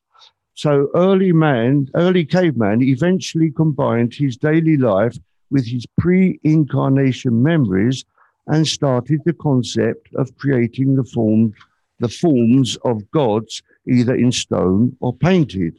They also the memories jump-started human culture. Right. Yeah, yeah. They also created taboos and sacred areas and eventually primitive forms of ceremony where they would dress up and dance, etc. This is still carried on in remote areas to this day. Absolutely, with the Aborigines. Absolutely, yeah. The object is to try to reenact the scenes that they observed in the heavenly spheres. We could say that this was the beginning of religion. However, we understand the import of the question, which is to try to trace modern religion to its conception. We must always remember that all memory of what we experienced before incarnating remains in the higher self, and there have always been individuals and groups who have been able to make some form of contact with their higher self and thus draw into their memories aspects of that life. But as none could remain permanently linked to his higher self, only snatches of memory were recuperated. And I'll jump a little bit because well, what they do say here, they say, once again, we're not trying to avoid the question. It depends on what religion we consider. Buddhism, for instance, has a totally different origin to Christianity. And although there are groups that try to draw Buddhism and Christianity together, they were and are totally separate religions. Even their manner of considering God, the base of all religions, are not the same. So, Bob, that begs the question. Hold on real quick right there. So does this, and again, maybe you can't answer it. Maybe it's not part of what the Great White Brotherhood have written, but I have always contended, and Jeff and I have talked about this before, that these different religions really just come from different beings who have come here to planet Earth over time. And now you're kind of also talking about that there's some sort of like temporal manifestation in the brain and in the higher self from, coming from the heavenly realms or astral realms, as you guys mentioned them, or the Great White Brotherhood refers to them. Or do all of these different spiritual belief systems, do they have different origins, or is it just man creating different myths and stories? I'm not sure. I can only go on and read what they've said because I can't sort of remember offhand what they were saying. But anyway, let's go on a little bit, and I'll try and keep it as short as I can. Okay. So they say, we need to try and answer the question. We need to select a religion, as there are numbers of different religions. We need to select one and see where that takes us. Right. So let us choose Christianity and follow that back to its origin.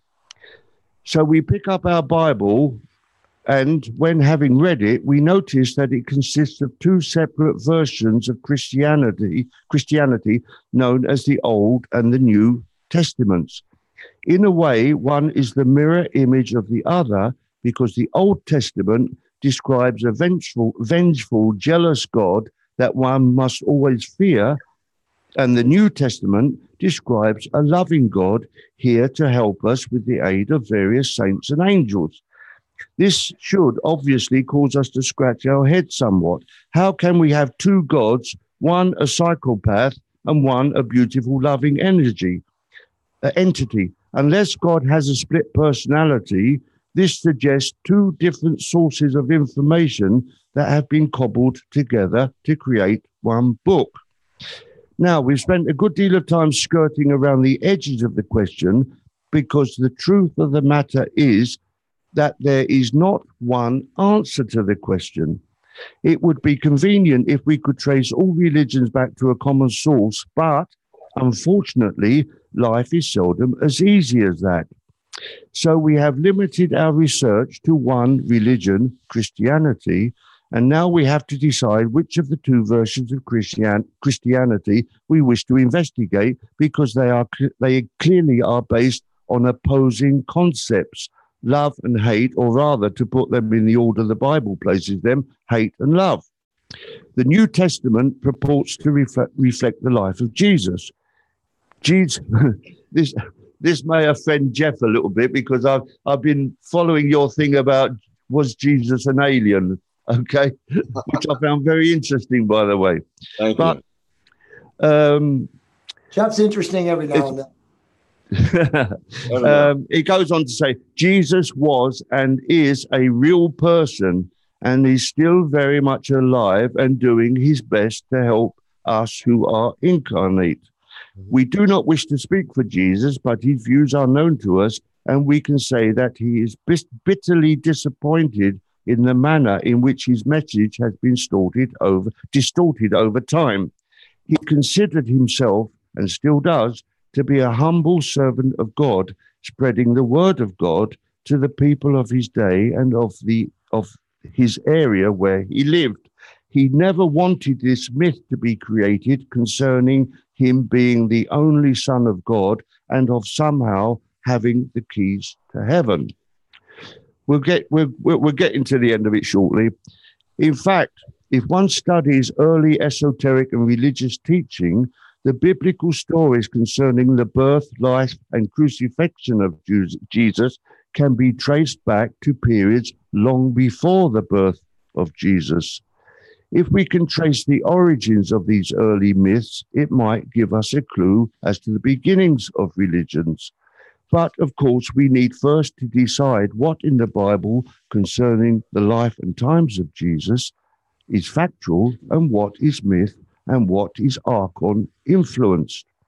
And I'll jump the next paragraph. Now, it has been singing from the same sheet of music so far, Bob. Yeah. Yes, I agree. Now, it has been suggested that Gnostic teachings are the origins of religion. And they talk about the Gnostics in another statement. Equally, the Nag Hammadi texts in part give us other clues, but we are sorry to say there is no one text, no one belief that we can definitely say that modern religion is based on. We spent several pages explaining that the life of an individual before incarnation can influence someone. Then there are stories created around the campfires that come down to us. And I found this next paragraph interesting. Then there were certain people who claimed to be disciples of Jesus in order to become known, much as certain people make outlandish and false claims concerning areas of life and write books, give lectures, all based on falsehood. Yep. Now, I don't know what you think of that, but that sort of shook me, because what they're implying here is that God's disciples never were really his disciples, but are just people who tried to become famous riding on the fame of Jesus. I mean, Bob, that doesn't shock me. We know that the Bible, has been corrupted, co-opted, re-edited. I mean, you have all these versions, you have all these hidden teachings, you have all these, again, I know you're going to go into the Gnostics. They have a statement on the Gnostics, but there's all these, books from the Gnostics that say were taken out of the original Bible.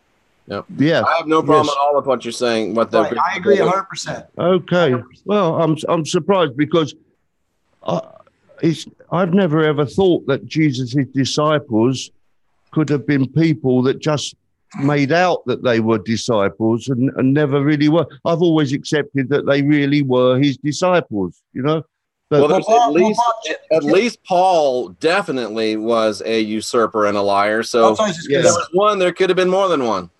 Yeah.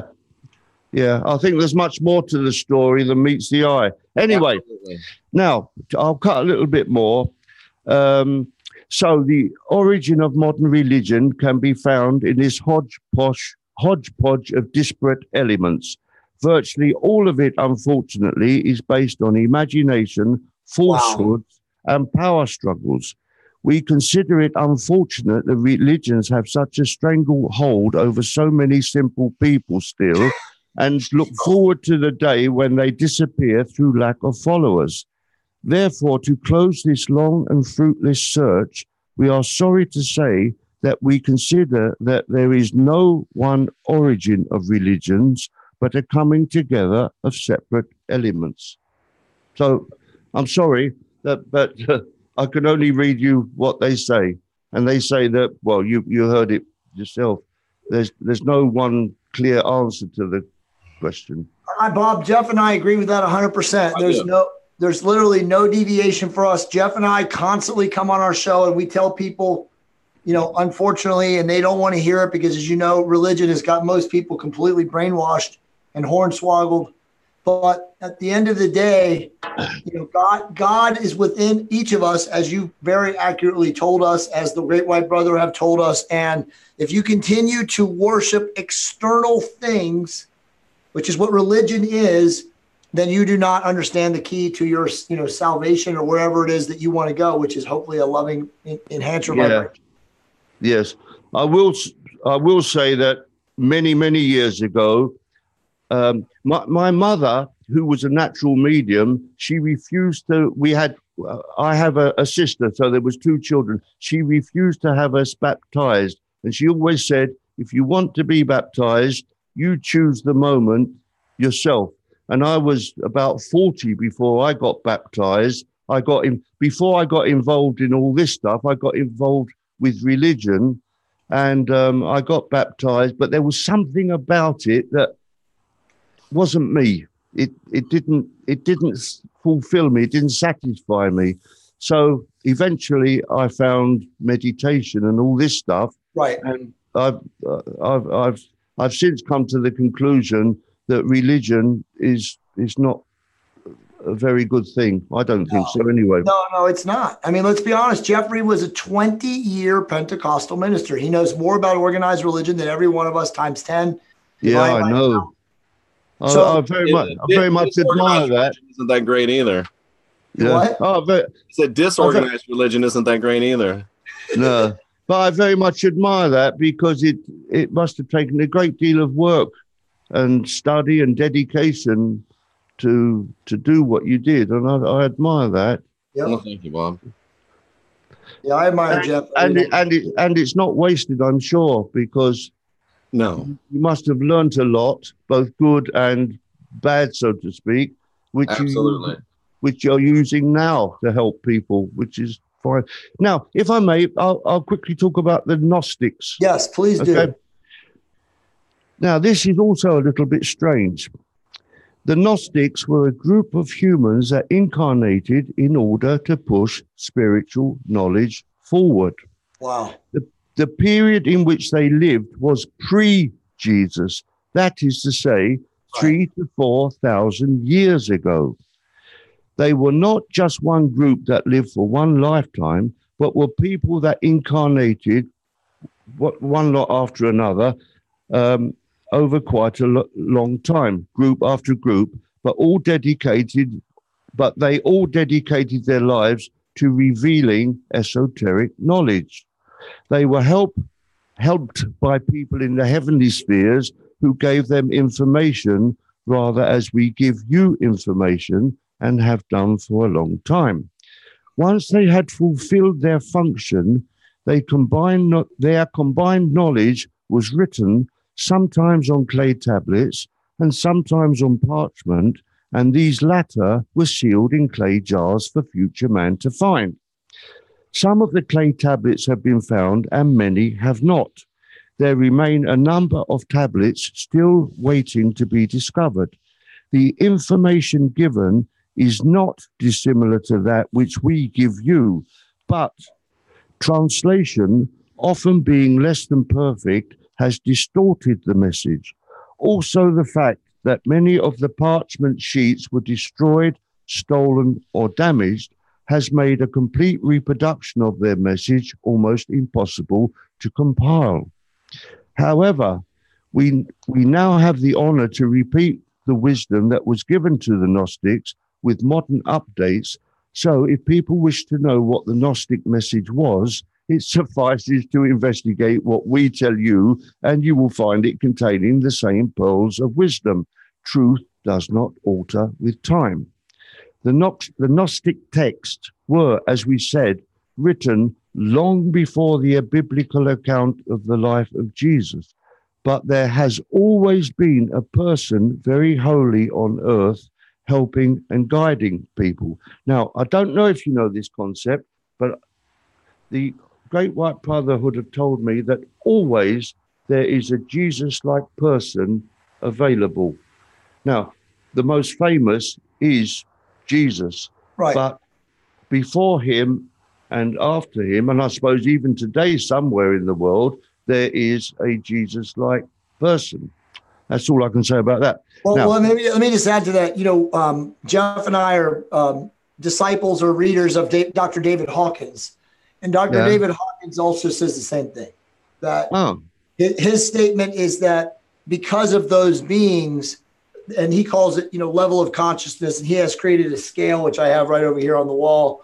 Yes. Right here. I've heard you mention it, yeah. Yeah, so he says that those higher level of consciousness beings, the Jesus-type figures, he calls them spiritual avatar bodies, are keeping the vibration at a level high enough to keep from what he calls sub-integrity, which is you called like, reptilian or archon influenced beings from taking over and destroying everything. So it's like the balance is being held by kind of this like ascended master types, which is what you and I are talking about right now, which is probably the Great White Brotherhood are involved in that too, in keeping the balance of power so that the dark forces do not destroy the world. Do you somewhat agree with that?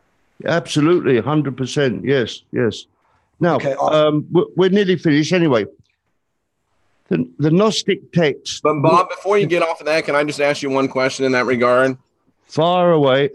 What do you think the chances are that that person that is now embodying Jesus at this time might be Jay Campbell himself? Well, it could well be. I was hoping it was me, but I don't think it is. Ask Gary Carlson. Everybody get on the horn and ask Gary Carlson. He'll tell you. You know, the number of people that send me emails that say that they are the Jesus that's here now. And they want me to ask to confirm it with the Great White Brotherhood. Obviously, I replied to them, if you were the Jesus, you'd know who you are. You wouldn't leave me. That's awesome, dude. Yeah, Bob, can you confirm that I am Jesus's Lord? Well, I'll certainly try and get confirmation if I can. That's awesome. And moving right along. The Gnostic texts were, as we said, written long before the biblical account of the life of Jesus. Oh, I've already read that. Sorry. The original texts were copied and copied. Thus, the original messages we can assure you by checking in the Akashic Record. The copies were gradually distorted as translations were made, and also Christians adapted the original messages to suit Christianity. And there's another strange paragraph.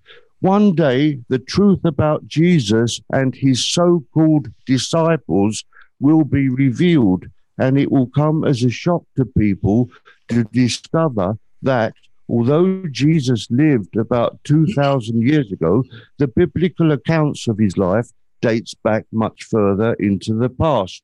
Well, now, I knew that, but it's this double mention of his so-called disciples, which was new to me, which I found bizarre. Anyway. That's a fascinating take.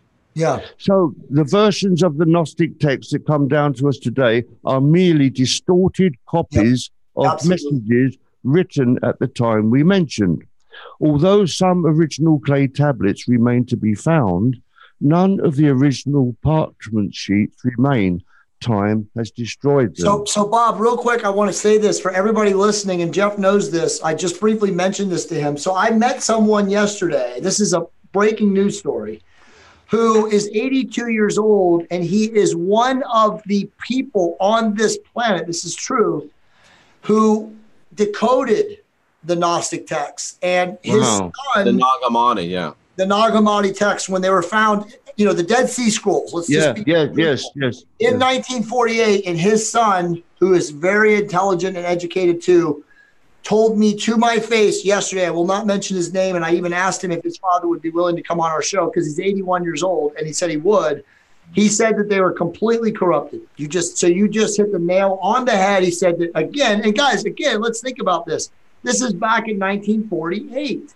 Do you think it was a coincidence that these just would magically show up when they were building the League of Nations, when we had all the stuff that was going on in New Mexico, right? We had all this other disinfo that was going on with the Nazis infiltrating the United States. I mean, all this stuff was happening. To me, it's no coincidence that those things showed up. Yeah. And I think at the same time, the state of Israel was created, was it not? Exactly. Jeff, do you have any comment on that? I was just thinking, do you think it's any coincidence that both Jesus Christ and Jay Campbell are JC? No, I think it's entirely logical. No, but that is very true, Bob. That is amazing. I never thought about 1948 being such a coincidence. Wow, powerful. Yeah. There it is. Yeah. And of course, the year after the Roswell incident. Exactly. It's like the narrative all coincides with that end of the 40s, early 50s. That's also too when Eisenhower supposedly met with the Greys. Yes, all is coincidental. I think that was later. That was 54, actually. Yeah, I mean, it was in that 5 or 6 year area. Yeah. There was a lot going on at that time. A lot of groundbreaking stuff. Important stuff. Yeah. So, Bob, would you say then that Jesus was a Gnostic, essentially in his spiritual principle, foundational precepts? They were Gnostic spirituality teachings? I've been told that Jesus was a Buddhist. He was born a little Jewish boy, but he was dissatisfied with the eye for an eye, tooth for a tooth religion that was being taught at that time. Right. The old Bible stuff, the Old Testament. Right. And so my understanding is he pushed off to Tibet and northern India and studied, the bit where he's missing in the Bible, where he suddenly disappears. Well, he went to Tibet and northern India, learned Buddhism, and then came back and taught for a while the basic tenets of Buddhism, of peace and love and so on. But now I'm not sufficiently versed in what the Gnostic teaching is to comment on whether the similarity, whether what Jesus taught and what the Gnostic taught was similar. I can't comment on that because I know, Jeff, Michael Tellinger says the same thing about Jesus's studies in India. And obviously, also where else was it again? I mean, there were a couple different places that he was supposedly from 12 to like 19. He was learning Eastern, or even later than that, I think, because when he appeared back in Palestine, wasn't he getting on for nearly 30? Yeah. I don't know. What do you think, Jeff? I can't remember what age Jesus was supposed to be when he came back from. When he disappeared. Can you remember? Well, when he appeared in Palestine in the New Testament accounts, he was probably right around the age of 30 years old. I actually think that he didn't appear on Earth until he was 30, and all this stuff about him being a kid is speculation, but that's just my personal belief. Yeah, it's quite possible. I don't know anything about that. The Great White Brotherhood have spoken to me about Jesus, but they've always talked about him from like the spiritual aspect and nothing about the birth, because I don't suppose for a moment that he was really born in a manger, the actual Christian version, because all that dates back many thousands of years before. Absolutely, the Mithra, the legend of Mithra. There's millions of origination theories that have the same thing. Born in a manger to a virgin woman, all that stuff. Bob, it's very interesting that you make that statement, because in the New Testament, the Christ actually makes the statement that his body, and when you get into the original Greek, that word means my life, my origins, any of the things pertaining to my life. He says they're worthless, and that it is his message that have words, that have spirit, that has life. Yes. So what you just said, the Christ said, it doesn't matter when he was born, where he was born, how he was born, how old he was, how young he was, where did he go, where he didn't go. The important thing that we can take is the message. And whether we believe that Christ was real or not real, a man, not a man, one thing we can agree on is that message still has power to bring profound spiritual change into the lives of men and women today, even in 2018. Yes, absolutely. I've been told that we should not confuse Jesus and the Christ. They're kind of two different things. Jesus, they're talking about just a person, but the Christ spirit is this holy thing, that love and all the rest of it. That's the important bit. The so-called Christ spirit. 100% agreement, Bob. Yeah. While we're talking about Jesus, I know we're getting a bit off topic and all that. What do you think about the crucifixion. Do you think he was really crucified or what? Go ahead, Jeff. You know, you're talking to a guy that was a 20-year preacher again, Bob. You're talking to a guy that has a Bible college degree. You're talking to a guy that, you know, made his living for 20 years preaching the crucifixion. But as I study and as I become an objective empirical scholar, it's one of two things. Either A, the crucifixion never occurred. It was what we would call a false flag. It was an event used to create a narrative that's been sold to us.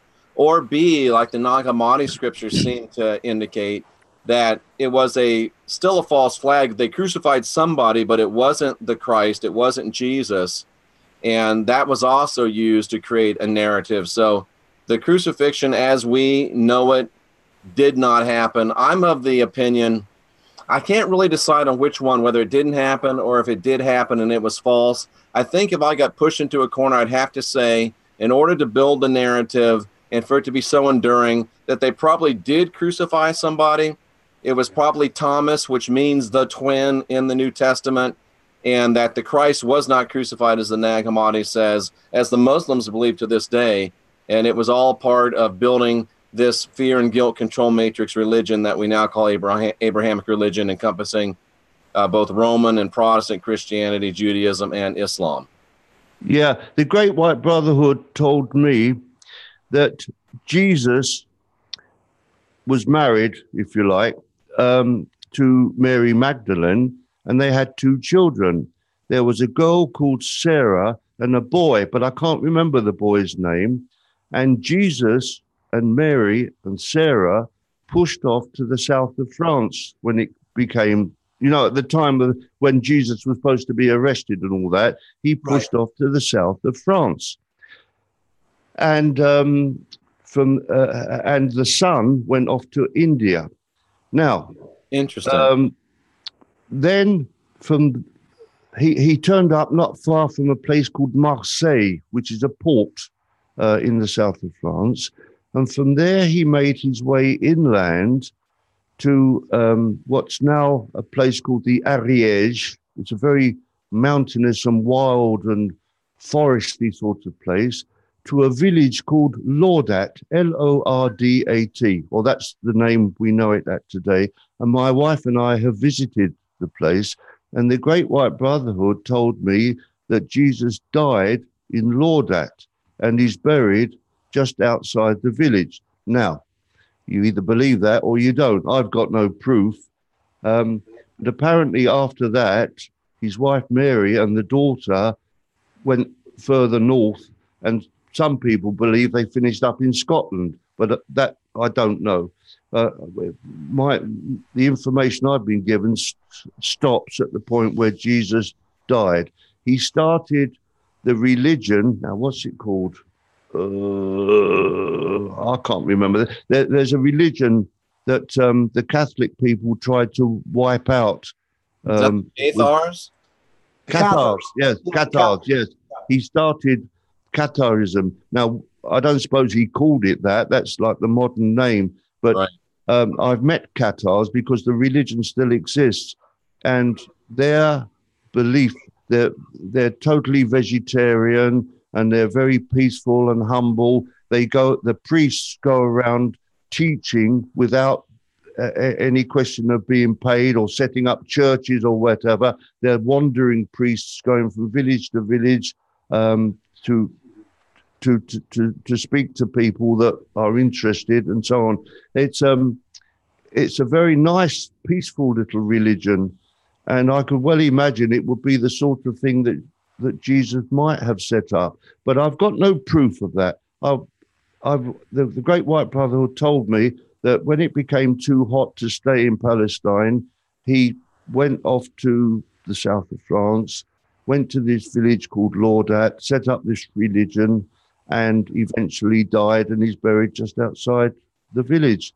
But that's what they told me. Now, and I have no doubt that he went somewhere else and did other things, and that sounds like a very reasonable explanation to me. Well, there are people who still annually go down to a certain beach very near Marseille, and celebrate the arrival of Mary Magdalene. They're not a group of people who worship Jesus, but they worship Mary Magdalene. And they go to this beach because they say that this is where Jesus and Mary Magdalene and the daughter landed when they hit the south of France. Bob, any word of whether they walked across the channel? It was the Mediterranean Sea. Oh, the Mediterranean. It's rather a long way to walk, but yeah. Walk. On the other hand, he might have flown, you know. He might have. Anyway, he was the Son of God. Absolutely. Well, we're all the Son of God, aren't we? That's right. Indeed, we are. Indeed, we are. Now, shall we raise the hackles a bit and talk about reincarnation? Yes. We'll end the show with reincarnation, and okay. I don't know. It's late for Jeff. It's early for you. I'm fine, but Jeff, how long you got? You got 10 minutes left in you? Yeah, let's wrap it up in about 10 minutes. We've been almost 2 hours, and we want to be respectful of Bob's And Bob, time. if that's not fair, by the way, to you, and you need to come back, we'll bring you back on. We love you, man. Okay. Thank you. It's very kind of you. No, I enjoy these little chats. It's good to have an exchange of views with people because I live in my little world and I don't sort of see many people. And it's nice to speak to you. And you're both nice and intelligent people. And it's I feel I get on well with you. Although we don't necessarily agree on the same things. And certainly I know that Jay's got his own views on reincarnation and the Great White Brotherhood have got a totally opposite view. But I thought if it's not too long. No, it's not very long. Okay. Let us know. Let us have it. Reincarnation. We understand that in our previous discussion about reincarnation, it was not one of the questions posed. So our instrument, that's me, did his best to answer the question himself, although he was being influenced by us. By and large, he did a satisfactory job and presented our views on the subject. However, as many people are still under the impression that reincarnation is fact, we thought that we would have a second stab at the subject in the hopes that we can clarify the situation, because either reincarnation is a fact or it isn't. There can be no halfway measure. Let us first say that before any information new to a person can be accepted, a sort of pigeonhole has to be created in the mind in which to store the new information.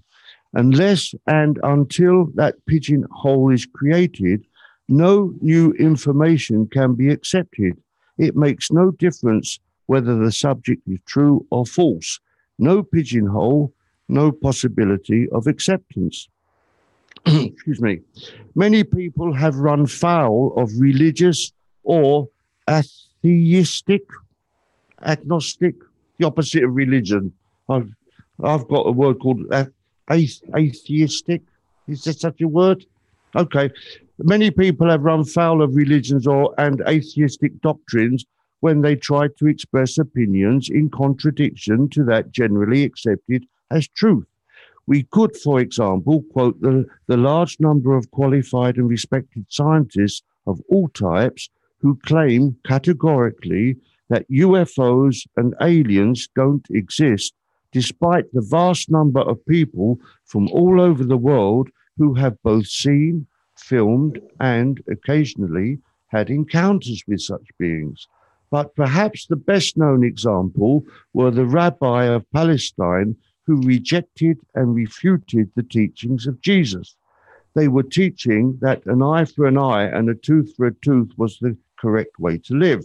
When Jesus taught forgiveness, this so outraged these rabbis that they did all in their power to refute these teachings and chase from any position of influence Jesus.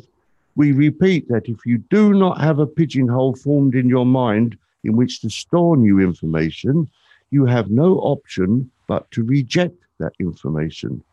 The simple facts of the matter are that a person who, from the moment he has the logos of God placed in association with him, is first placed into the care of an oversoul. From there, if he decides to have an earthly incarnation, he receives all the training he requires to deal with that incarnation. Once that incarnation terminated, his physical body is disposed of and the person returns to his oversoul. From there, he has a number of choices, either to laze around in heaven or to study a subject that interests him. But it has never been known for anyone to wish to return to Earth for a second incarnation. It would be pointless. There are more than enough areas in the heavenly realms to satisfy the desires for advancement of even the most exigent and punctilious of people without wasting precious time and resources in endless reincarnation. It takes an enormous amount of effort to organize an earthly incarnation without wasting that energy over and over again. So we hope that you can see that reincarnation into physicality is not a practical option, and as we have said, in practice, never has happened. We will repeat what we have already stated elsewhere concerning the motives of those who have spread the notion of endless reincarnation. The concept was first proposed in Eastern countries where the concept of meditation was introduced. Also, the belief in a large number of gods was introduced. This naturally caused more harm than good, as the people being encouraged to meditate or to pray to these gods were not taught to ask for protection by the real God's angels. Thus, they opened themselves to possession by evil beings, either demons or archons. Very quickly, these evil beings found out that simple peasant people living in great hardship and unable to escape from it hoped that their incarnation would end to release them from the daily grind that life had imposed on them. Naturally, the evil beings, listening to people's prayers, quickly found a way of increasing the misery by informing these simple people that there was no escape, and this horrible life would continue endlessly, incarnation after incarnation. The only escape might occur if they donated money or food to temples set up to exploit these unfortunate people, money or food that they could not afford to give. Thus, it increased even more the misery. We could write tomes about this evil act, but we have said enough for you to be able to appreciate the origin of reincarnation. So, Bob, let me ask you a question about that. Then, yeah, go on. We're going back to Buddhism. Yeah. Yeah, no problem. So we're going back to Buddhism and Hinduism and all of, again, the Eastern mystical, religious, philosophical, whatever you want to call them, belief systems. And all of those, from a foundational precept, believe and accept reincarnation, again, Taoism, all of this, it's part of their foundational belief system.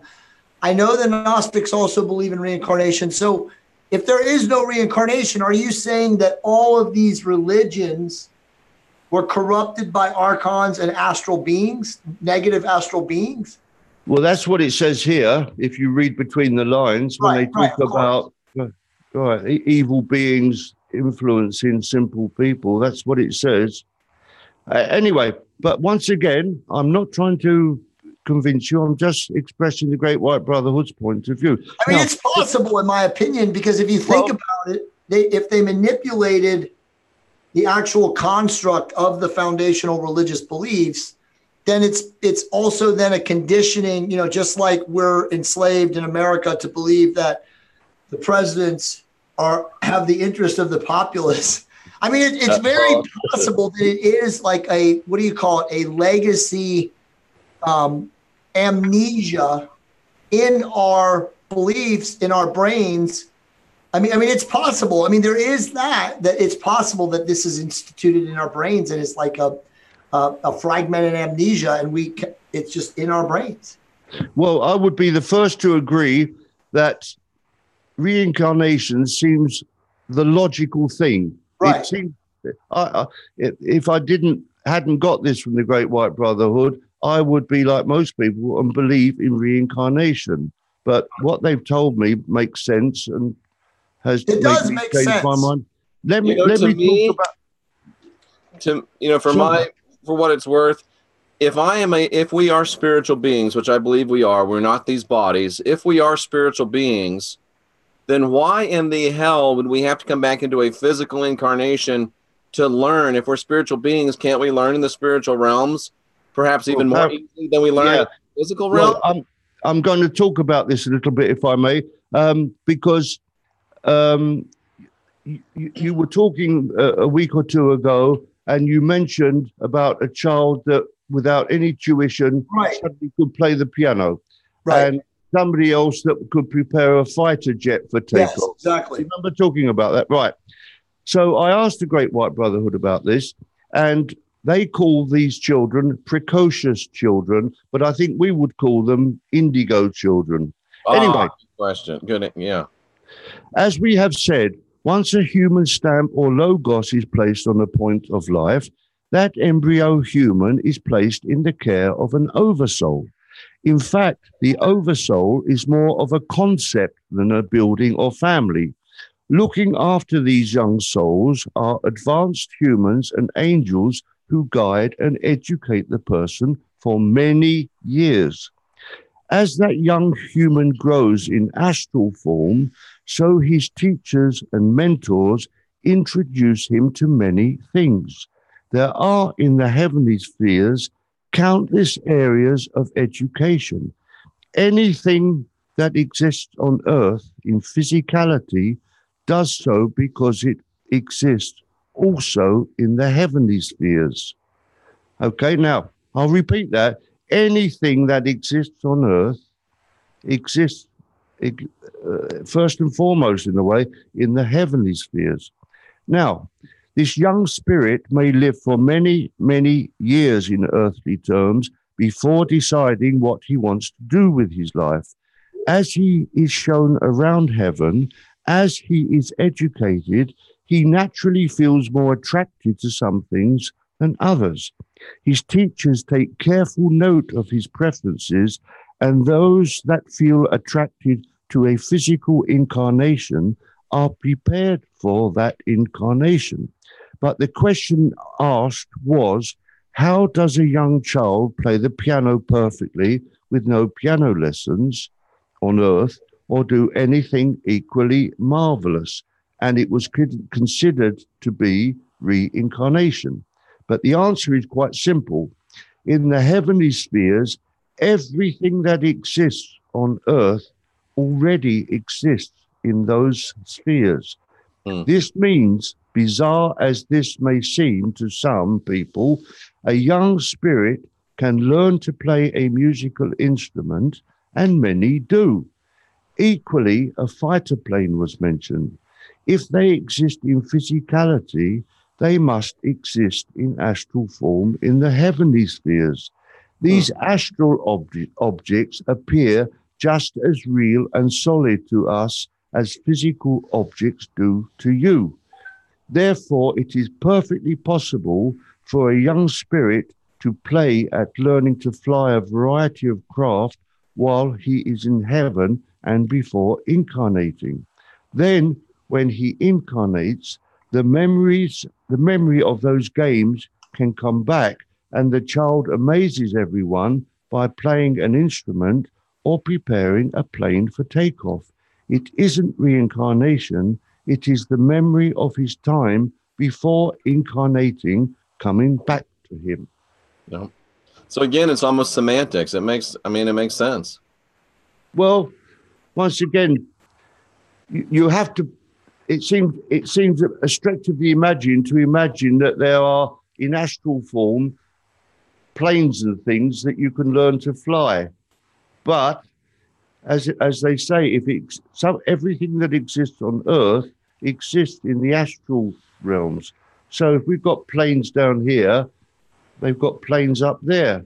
And a young spirit, a kid, can learn to fly one of these, although he wouldn't physically fly around heaven, I should imagine. I don't know. Maybe, there's these computer games where you can learn to fly a plane. Yeah, virtual stuff. But I don't know. I mean, this is great stuff. And I'm not fully convinced, being very authentic with you. But I will say this. If this is true, and I definitely give it credibility that it could be, then I will just say that this truly is, as Charles Fort said in the late 19th century, this is a village of the damned. It's something. There's so many people in the New Age, mystic realms, whatever you want to classify them, that believe in reincarnation. And they're so conditioned and brainwashed. And I happen to be one of them.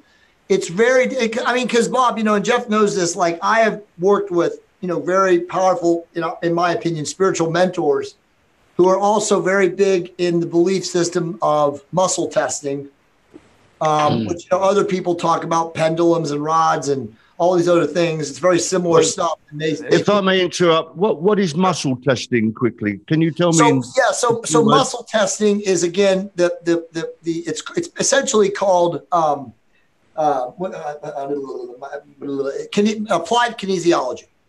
And applied kinesiology is essentially the precept that you can make a statement and it tests as either positive or negative. So it's either it has integrity or it doesn't have integrity. So if I say, I am the second coming of Jesus Christ, and someone who was a very advanced muscle tester tested my arm, they would know if my arm went weak or if my arm tested strong. Oh, I see. Yeah.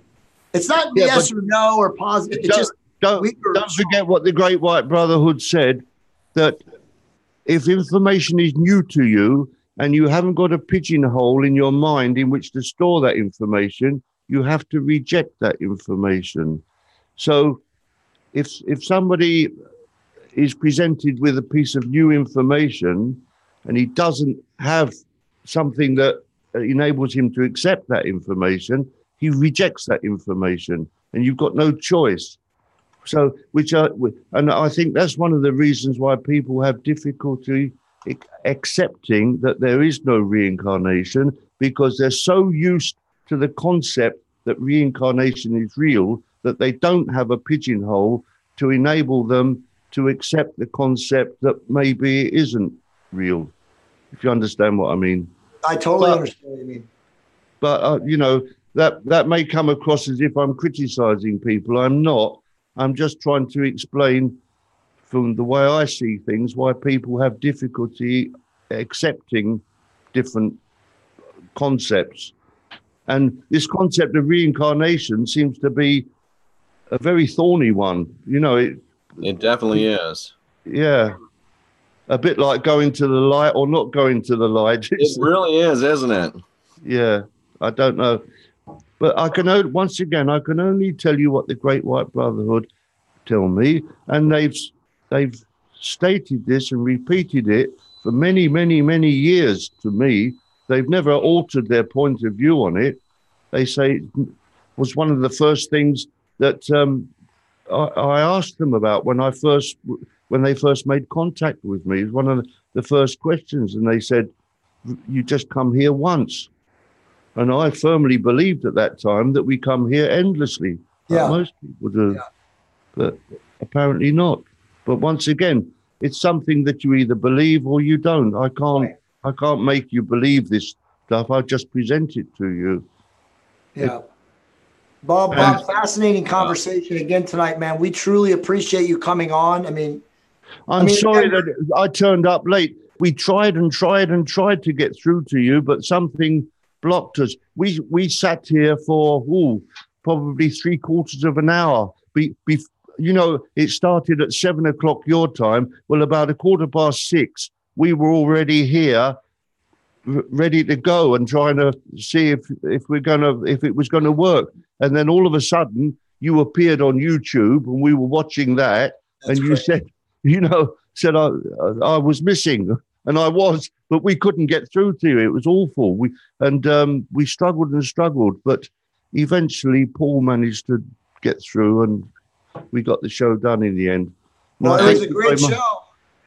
Well, thank you very much for inviting me. It was a great pleasure. I enjoyed it as much as I did last time. Bob, please tell everyone where they can get in touch with your information and find out more about your work with the Great White Brotherhood. Well, the easiest way is to go to our site, www.thegreatwhitebrotherhood, all one word, thegreatwhitebrotherhood.org. I think it's that. It is. I'm not very good on internet stuff. That's correct. Yeah. So, if somebody goes, thegreatwhitebrotherhood.org, they'll find us sooner or later. And they're more than welcome to read all that we've got. It's all free. They can find my personal email quite easy. One last question before you go, because I think it's relevant. I know I want to shut it down, but a lot of people are asking. Everybody, it seems like right now in our world, in our community, feels like the world is changing faster than we can even keep up with it right now. Information's coming out, unbelievable things. I mean, even while we were on this show, Les Moonves, who's like one of the most powerful people in, quote unquote, Illuminati Hollywood circles for CBS was fired, was forced to resign. So there's so many big names and so many things happening. Can you just in very short 30, 40 seconds, tell us if anything is about to happen in this current time, space-time continuum? Are we looking at massive change? Are we looking at this vibrational ascensional shift? Are we getting closer to it happening? What can you share with us? There won't be any dramatic events. Things are unfolding slowly. I've described to you this slow pendulum movement. Right. We were coming out of negativity into positivity. Right. And it's a very slow movement, but it's inevitable and it's moving every second. So every day or every week or every month, we're getting in more and more into positivity, but it's not going to be whoosh and suddenly everything will be sunshine and light. No, things are going to happen slowly, but inevitably. And in amongst all that will be the exposure of all the nasty people. Well, I know I shouldn't mention people, but somebody that rather shocked me was the boss of Renault. And he's the boss of several other car firms, a bloke called Goshen or something like that. I believe he gets paid $15 million a year, and yet he was stealing money from the companies that he controls because 15 million wasn't enough. And he got arrested while he was in Japan, and he's being charged with stealing all this money. Now, I thought, Christ, how much money do you need? If you can't live on 15 million a year, right, you've got a problem. But these people will gradually get found out. All the negative people will gradually get found out. Now, I don't know what Trump is doing with all these so-called indictments. He was supposed to go around arresting Hillary Clinton and Bill Clinton but so far it hasn't happened. Whether it ever will or not is not my concern. I just want. It is mine, Bob. I want the United States president to do what they say they will do. Absolutely, I agree with you. I'd love to see the French president do what he said he was going to do, but all he's doing is upsetting people. You've seen all what they call the... Yeah, I think they're all Archon puppets, Bob. I honestly believe they're all Archon puppets, and all we have as our individual sovereign free souls is the ability to consciously co-create, to love one another, to be peaceful. Yeah. We talk about this. This is all that we can do. If we're going to sit around as individuals and hope that a president or a puppet leader or whatever is the key to our salvation, then we're losing faith. I mean, we're losing the aspect of what really matters. That's my opinion. Yeah. I think. Well, the good thing about it is that these people are being found out. These presidents are so detached from people like you and I that they've got no feelings for us. They just kind of live in their own little world, their own castle, and it's proving to be a castle of sand because things are gradually happening that they're being held accountable. In France here, Macron, the president, is having terrible trouble because people are rioting in the streets of Paris. In Britain, we don't have a president, but we have a prime minister called Theresa May at the moment, and she's in terrible trouble over this Brexit thing. With Britain is supposed to leave the common market, and she's having terrible trouble because she's made an utter mess of the thing. And so she's on the point of getting the sack, getting chucked out. And I think you'll find gradually all these pedophiles will be found out. It will all sort itself out, but it's going to be slowly. I don't think there'll be anything dramatic that I could put my finger on. Okay, well, Bob, man, again, amazing time. Thank you so much for coming on tonight. It's always a pleasure. Absolutely. I know I speak for Jeff when I say we're humbled and privileged to always have you. And of course, we're going to have you back. But, happy holidays to you and your wife and to all of your tech people and everybody. And to you, yes, to all your families and all your loved ones and all the people that watch this show and will watch it in the future. I wish a Merry Christmas and a Happy New Year to everybody, and peace and love. That's all we need.